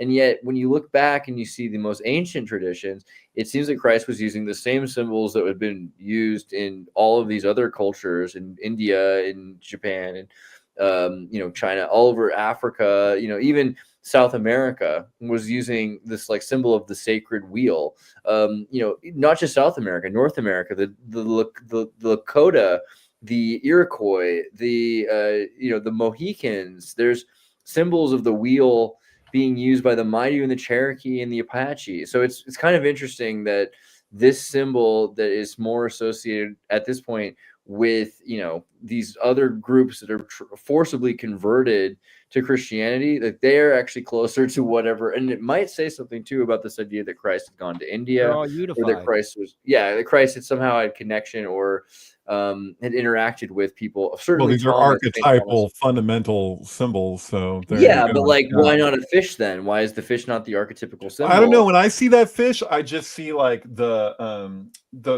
petal of the you know, the Vesca Pisces that are going around. Like it's like, because you have those two little lines, like it looks like that extend past. It looks like it's just like an indicator that this keeps going, because if you keep going from there, that becomes the seed of life or the flower of life by extension. So it is interesting when you look into the worship of Neptune, right? Because there is this idea that Neptune is the mouth of Zeus. And this is another thing that's interesting about the Greek mythology, is the Greeks didn't really worship God at first. They actually were fearing gods. They worshiped Prometheus. So they had this Promethean religion that focused on the Titans, and these were primordial ideas that even the Platonics eventually emerged, saying the Titans were the, you know, fundamental truths of nature, like straight lines, love, and justice. And these gods are sort of mechana of the universe. Like they have goals and they have purposes and everything, but that they're also, they have the same natures of humanity, because the Titans, they're formed of the Titans, and the Titans eventually, to solve the problems that the gods have, or worse, the problems that the gods have made, the Promethean Titans have created humanity to sort of, you know, defeat the gods eventually. And that the gods have a taste for blood, right? So originally, the father of the gods, Cronus, he consumes his sons and daughters. He eats the gods, and they're cut out from a cesarean. So you have this sort of birthing, this inversion birthing, where the father is giving birth out of his belly to the many planets, to the many gods. And when they come out, Zeus is forced to take a bite of his father, and he gains a taste for life and taste for flesh. And so his purpose becomes to consume life. So the production of humans, he makes more and more humans, because then he can consume the life of humans, and he becomes a Death Eater. And so Hades isn't someone who's necessarily evil, but Hades is sort of the river mouth to the mouth of God, so Zeus can quell his appetite for eating the life of man, eating humanity's life. And Neptune then is the sea that makes it possible to consume more life. And so that's really a death cult that's associated with Neptune. You could also argue it's a birth cult, though. That's the thing. Sure. Is Neptune Hades? Same guy? No. So Hades is sort of the, you know, the second born, right? And he's maybe even the firstborn, but he's been pushed out because He might have been the first conceived, but the first begotten, is to say, the first to come out of Cronus is Zeus, and Neptune's his older brother. Yeah. It sounds like Neptune. You said he's the mouth of Zeus. I don't know if God. You said mouth. So it's like he's just speaking to, like, Zeus would sit in his castle on Mount Olympus. Becomes a fucking cannibal. He has access to electricity, so like he can shoot lightning because he knows how to make a spark. Yeah. And this inbred cult of like healthy eating, crazy psycho cannibals, and then he would send Neptune down to go to speak with people as his mouth, and in addition to bringing humans back to feed them to the cannibals, and people were living in terror of these fucking cannibals. And the epoch of the end of Atlantis, and the for even the Greeks, right, the end of Atlantis is similar to the beginning of the age of Noah, before the Tower of Babel, is flood. So flood becomes a major, the most of the world is in this flood period. We're living inside of the domain of Neptune, and so Neptune's associated with Samael, associated with Lucifer, and in a lot of ways associated with like the architect. Well, they all are like. Yeah, but Neptune's like an undersung. Hades, Neptune, and Jupiter are all kind of seen as different aspects of like a beastly nature or Satan or something of those lines. But they're basically all the same individual. Like Jupiter, God, or Elohim. Zeus is basically the air, the intellectual life of man. Neptune is the emotional life of man. That's why there's horses with Neptune all the time, because horses are kind of a symbol of emotion.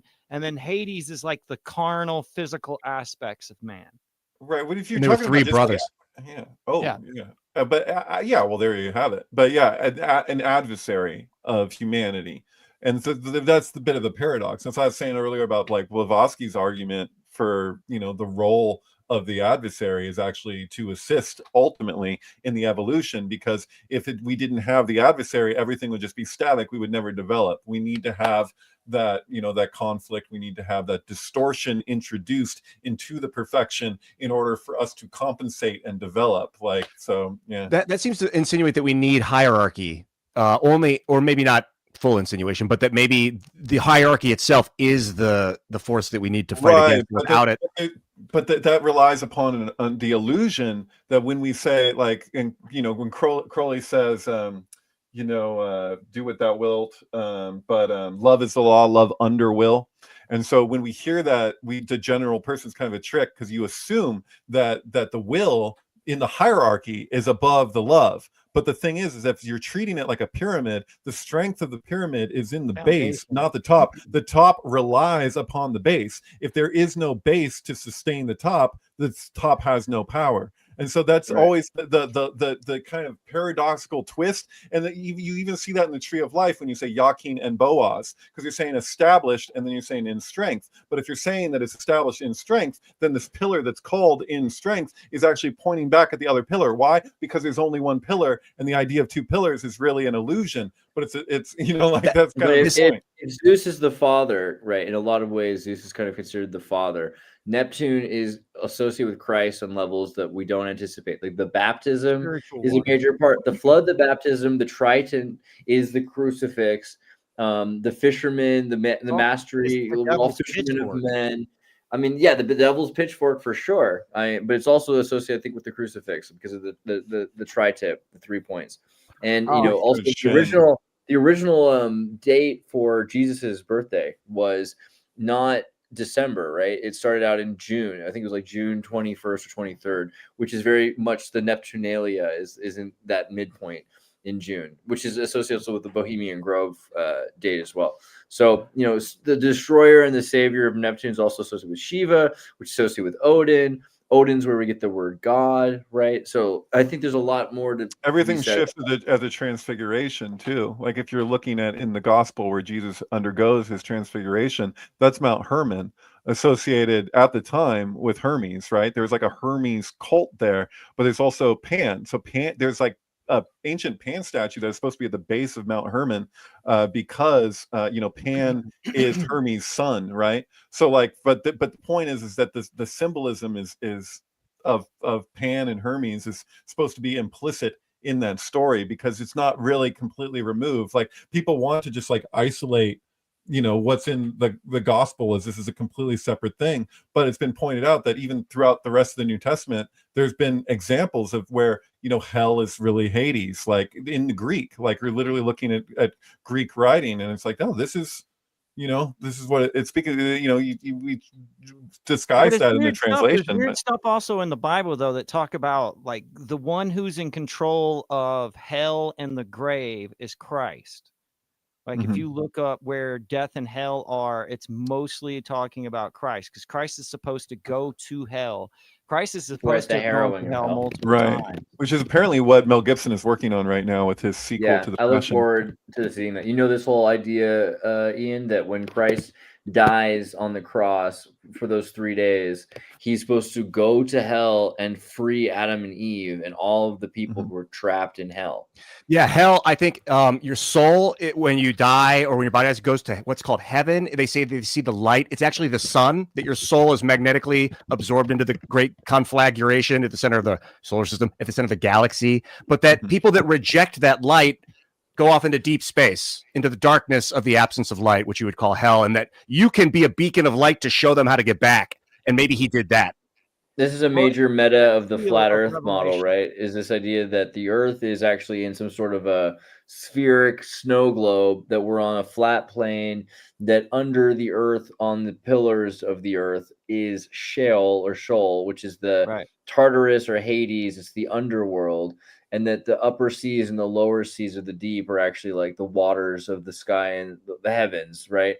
So we're literally living in, some sort of a Neptunian realm. Is the other part of it. There's an old monk at an abbey that told me one time. I spent a few weeks at Shasta Abbey one time. We'd meditate in front of like a canvas board. It's like this whole thing. Like you meditate with your eyes open. For 10 hours a day for that was like 2 weeks. Vipassana is 10 hours a day for 10 days. But anyway, point is, I asked this guy about what makes the Buddha, and he told me that the Buddha, like everybody, sees the light at the time of death or whatever. He sees the light, and what makes him distinct is that he turns around from the light and faces the darkness, because the darkness itself is actually infinite space, and the light is rebirth. So the light, if you go into the light, you get recycled into it, whereas the Buddha faces the vastness, and that's what makes him the Buddha. And I was like, oh shit, that's heavy. And that's also a Promethean idea as well. So the ancient Greeks had the pool of forgetting and the pool of remembering, right? So you walk through the land of the dead for the first day, and you get super thirsty. After 3 days, you come across a pool, and if you drink from it, you'll forget who you are. But if you pass that pool without drinking, you go to the next pool, you find the pool of remembering. And then you'll remember all of the lives you've lived before, which is interesting because that's the guild rule. Her name is Mimzine. It's interesting because in the reincarnation idea, the reincarnation we think of as an Eastern philosophy, but the Jews actually believed in a transmigration of the souls through, in essence, reincarnation as well. Reincarnation is a Jewish concept. Absolutely. So. And the thing is that there is no real eternity in hell in the Jewish cosmology.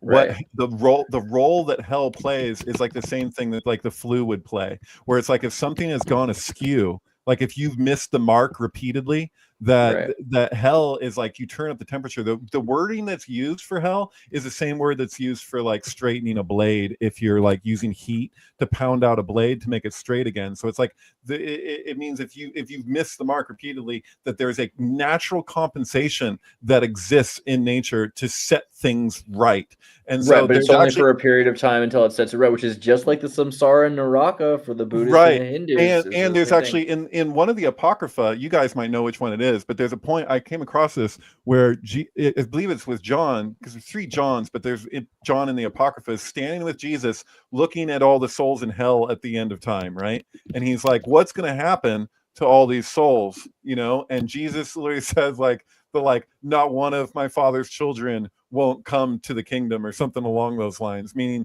that he emphasizes this is a temporary state for them to set things right again. So the lost souls, that's interesting. The Buddha is facing the darkness, letting himself be a light, so that like a lighthouse, they can see it and come towards it. but that maybe I've heard that there are multiple Buddhas that people take on the mask, and that maybe it's time for one of us to become the next Buddha or everyone be that stoic nature of light, of force, to allow the souls to return, and then he can retire and go back to the sun and be reborn. I think that's kind of the point, is that everyone needs to do it, or else Buddha will have to keep coming back until everyone does it. It's just it's inevitability that all the souls, no one's there until we're all there, you know. Right. Well, that's the Bodhisattva. Poverty exists until poverty doesn't exist. Right? That's what distinguishes the Bodhisattva, is that they make the choice to not this has to do with Jennifer Connelly. We talked about her earlier today because she's Noah's wife. There's a lot of that's right. Good call. Yeah. Also Noah's wife in A Beautiful Mind too. She's Russell Crowe's wife. Water has to do with memory, though, for sure. Water is tightly wound to memory. Wait, is we were talking about Russell, A Beautiful Mind. Also, oh my God, that's crazy. That was when we were talking about how you could, like the movie Pi, if you can trust the movie Pi. It's the same way with A Beautiful Mind. Their description of what game theory is actually like really not accurate but effective. It's not really what game theory is. The guy who A Beautiful Mind is based off of, just like basically, I don't know if he actually sued them, but he got super mad because he died shortly after. Right, he was a gay rights activist, and Jennifer Connelly, like he wasn't with a woman. So like this, even his equation that he came up with, that the way they show it, where is it within the bar, and you're like, oh, you could be with the blonde or the brunette or whatever. That was all true. A gay bar. That was based off of something true, but that was about men, and it was just like, he was like, why did you have to do that? Yeah. No, I know that he died with his wife, and I know that they died like shortly after. I can't remember. It was like not that long after the movie. I think the movie was maybe 2001, 2002. They were dead. They may have been married, but he was also gay. I know because I saw his own words. Like there's something written out about him in response to the film. We also thought he was the Pope, bro. Like he came in and thought he was because his favorite prime number was the number 23. He's part of the 23 like gobbledygook. There's all of the mythos of 23 revolves around him. He thought he was the 23rd Pope. Oh, I don't know that. I read something that he wrote, and I was like, oh shit, he's like mad about this movie. And I don't know. Wow. I got to ask about Memnos. You pulled up. Does that have something to do with memory? Yeah, for sure. So she's the goddess of memory. Well, is she the goddess? She's a muse, right? What's the deal? No, she's the mothers of the muses. She gives birth. That's why Jennifer Connelly's in the movie 9, because they represent the muses. Jennifer Connelly is always involved with water, but she's Noah, but she's also in Dark City, where the aliens are manipulating memory, and then at the very end they flood the whole place. Because like water, and that's why there's so many scenes with bathtubs, and that's why Jennifer Connelly's always on the end of a pier, is because it all has to do with. I asked Chatbot which mythological goddess would she be after I ran through her entire Synctank, and it said that she was. How do you say that? She'd be riding on a pale horse. I'll tell you that for sure. I have to talk. Oh, what's that? Over there from Career Opportunities, and she's riding the red horse. Totally. Nash, John Forbes Nash was arrested for indecent exposure in a sting operation targeting gay men. This is a whole. Yeah. All right, I'll take it. I wanted to bring this up to you guys because we talked about pharmacology in the history of the human mind earlier in the show with Boga and whatever. I'm drinking aloe. I'm not sure how educated you guys are on aloe. Aloe vera, it's like the most hydrating thing. It's even more hydrating than freaking coconut. Yeah, I believe the Egyptians called it the plant of immortality. I started pouring about this much aloe and then this much water. It's literally the most. It actually is carbonated. It carbonates and fizzes up when I connect the two. And doing it while I'm looking into the sun has some unperceivably amazing impacts. I've only been experimenting. The chemical is called aloin, ALOIN. It's antimicrobial, antibacterial, antifungal. I mean, it's. Yeah. You wouldn't call it a drug, obviously, but it's because it's not. It doesn't seem to have any negative. I don't know what delineates a chemical like this from a drug exactly. I'm drug not sure. Just means dried herb in Greek, right? So I think we're cool. That's goodness, excellent. Barbeloan, it's been 3 hours. How did that happen? Yeah, I was gonna say I feel bad. Are you guys all right? Like we can probably start to wind it down. Yeah. I've got to go do something. All right. Well, let me just like tell you guys that there are 3 heavens in the Babylonian model, and then I'll send you guys on your way. So first off, thanks for everyone for being here. Oh, we got a super chat again. Bikini, sweet. Thank you very much. If you guys didn't know already, I'm sorry if I didn't say it earlier, but you should be using FChat. FChat is our uncensored chat. You can say anything you want in FChat. Thank you so much, Tawny, for making this awesome place for us. fchat.com/@exertus. fchat.net is the fchat.net, excuse me. And that's my favorite thing. I'm glad that exists. Okay. And then in the meantime, you can also check out Ian Crossland if you haven't already subscribed. I'm sure you have, but come on, man. He's the best. Thank you so much for being here, Ian. That's amazing that you did this. Every day, bro. Dude, and you got to make sure you subscribe to him on YouTube and Twitch. Whoever got those 5 memberships on his YouTube channel, because he also has the Funkmaster General. Thank you very much, Funkmaster General. Dude, so yeah, if you haven't already been there, /Ian Crossland. Is that the right? Yeah. Right? Yeah, it is. Okay, cool. So make sure I have a secret channel also. If you've never seen it, it's called Crossmack, CROSSMACK. That's the ancient days back to 2006 when it all began, and then some of these are gore. These are gorgeous videos. These are amazing. People honestly started calling me Crossmack, and I was like, I gotta just make a new channel because it was before you could change your channel's names. Wow. Yeah, it was. Yeah, I don't like to share my old stuff because I end up disagreeing with myself like I'm another That's person. literally why I make videos, because Ian said that he did that. Ian would watch these videos of himself to see how he changed over time. That's the main reason I make videos, is because of that. And you can't argue your old arguments, and you could probably argue them better than other people can. No, I want to like yell at myself. I'm like, what the frick do you think you're saying? Ian believed completely different things than he does now, and I think that's awesome. Like, to grow as a person and to document it, dude. Like, this is a 10-dimensional string theory experiment where some people look at the aurora borealis and they can't see multiple shades. This is like looking at another dimension of Ian in the 4th dimension. You're literally able to see him in time. Oh, the first video I ever made is called Openness there on the side. That was the first video I ever made. It was a culmination of just having these epiphanies over and over again. I was like, you know what? If we act like we're best friends, when you look at people in the eyes and you listen, you become best friends instantly. It just works every time. Because I was in LA and they were like, oh, people are shallow in LA. I was like, no, people are afraid. And if you break through that, then they're not anymore, and it actually works. I don't know how many people know about this, but there's this amazing video called "Bitches All Around Me" from 2007 or 10 or something like that. Yeah. And if you remember, I think there's a cameo here somewhere. There he is, right there. There is Ian right there in this video. I remember that day vividly. One thing you can do if you make videos is put, like, I was gonna say 10 of your own videos on at once and listen to yourself talk about 10 different things all at the same moment. But I'm wondering if 7 would be a more interesting amount of voices coming out of you at once. It's really soothingly transformative in a way. I like that Star Trek type video you guys made. That was fun. That was great. Which one? That was Space. What was it called? Space Truckers. Yeah, I had a lot of potential. I think that could be a great series. We got to make that still. That's true. Highly recommend if you haven't made videos yet, I do it. Highly recommend doing it. It's a bit of a leap at first. Make your first video. If you don't know what to say that in the first video but keep going. And when people start responding, it gets really exciting, and it's like hooks you. Dude, also, if you haven't read The Phantom Tollbooth, you should just listen to Ian read The Phantom Tollbooth. I mean, he literally reads the whole book. It's like Andy Kaufman level. I'm impressed. All right. So make sure you guys go to Ian Crossland. Follow him on Instagram. Follow him on X. Follow him on YouTube, etc. Okay. And then Crossmack is the other channel. And you can find those links. We'll put them in the description.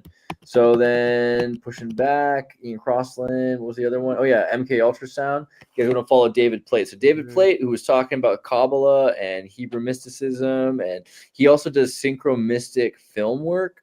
So he'll take movies and soundtracks and he'll put them together in such a way as to decode some weird occult knowledge and esoteric truth, and also to show you something that the elite have probably done on purpose. It's definitely worth it. So check out his highlights here, and you're gonna want to watch some of these. There's the Black Stallion with Ways Blood, Schindler's List with Leonard Cohen.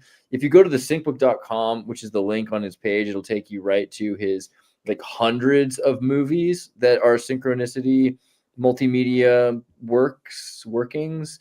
An American Horror Story. Did you see Lana Del Rey with did you know there's a tunnel under Ocean Boulevard synced with the films Tulsa, 7-Eleven, Ocean Drive, and Diary of a Teenage Girl? Rosemary's kind of clusterfuck there, but yeah. And Rosemary's Baby with a White Album. I would tell you that you should really see which is the one with Nicolas Cage's September 11th movie. And, that was just bizarre that the timing is what it is. Like that, it's just the Blueprint from Jay-Z was released the day and year of 9/11, 2001. And it just so happens that if you start the album on the second, that the first thing that happens in the whole movie is the alarm goes off in the morning for Nicolas Cage. And if you start the album on the second that the alarm goes off, it'll do exactly 2 rounds and end the second that the second round ends. So it's like it's like twinned. You know what I mean? It's just like, but it's bizarre that it just happens to do that. So yeah, I had to share. Suspicious, isn't it? And I would recommend, Liquid Sky. What was the other one that was so good? It's Ace of Base with Falling Down.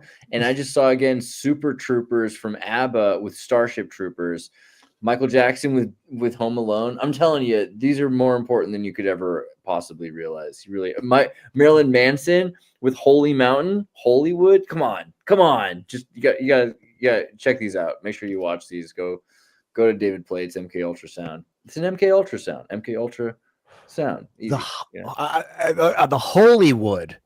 I know that the Hollywood was the wood used by witches, or I've heard lately, to cast spells. And is holly actually a break off of holy? I think so. And then also that's why I keep saying Michael Jackson. Marilyn Manson's album is called Hollywood. I think it is literally because of that, which is interesting because the movie Holy Mountain. Have you ever seen Holy Mountain, Ian? Negative. No.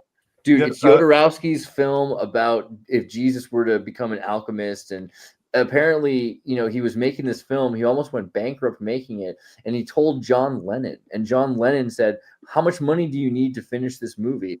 And he just gives him like a freaking handful of $100 bills in cash and says, "Go." He gave him $1 million to finish the film.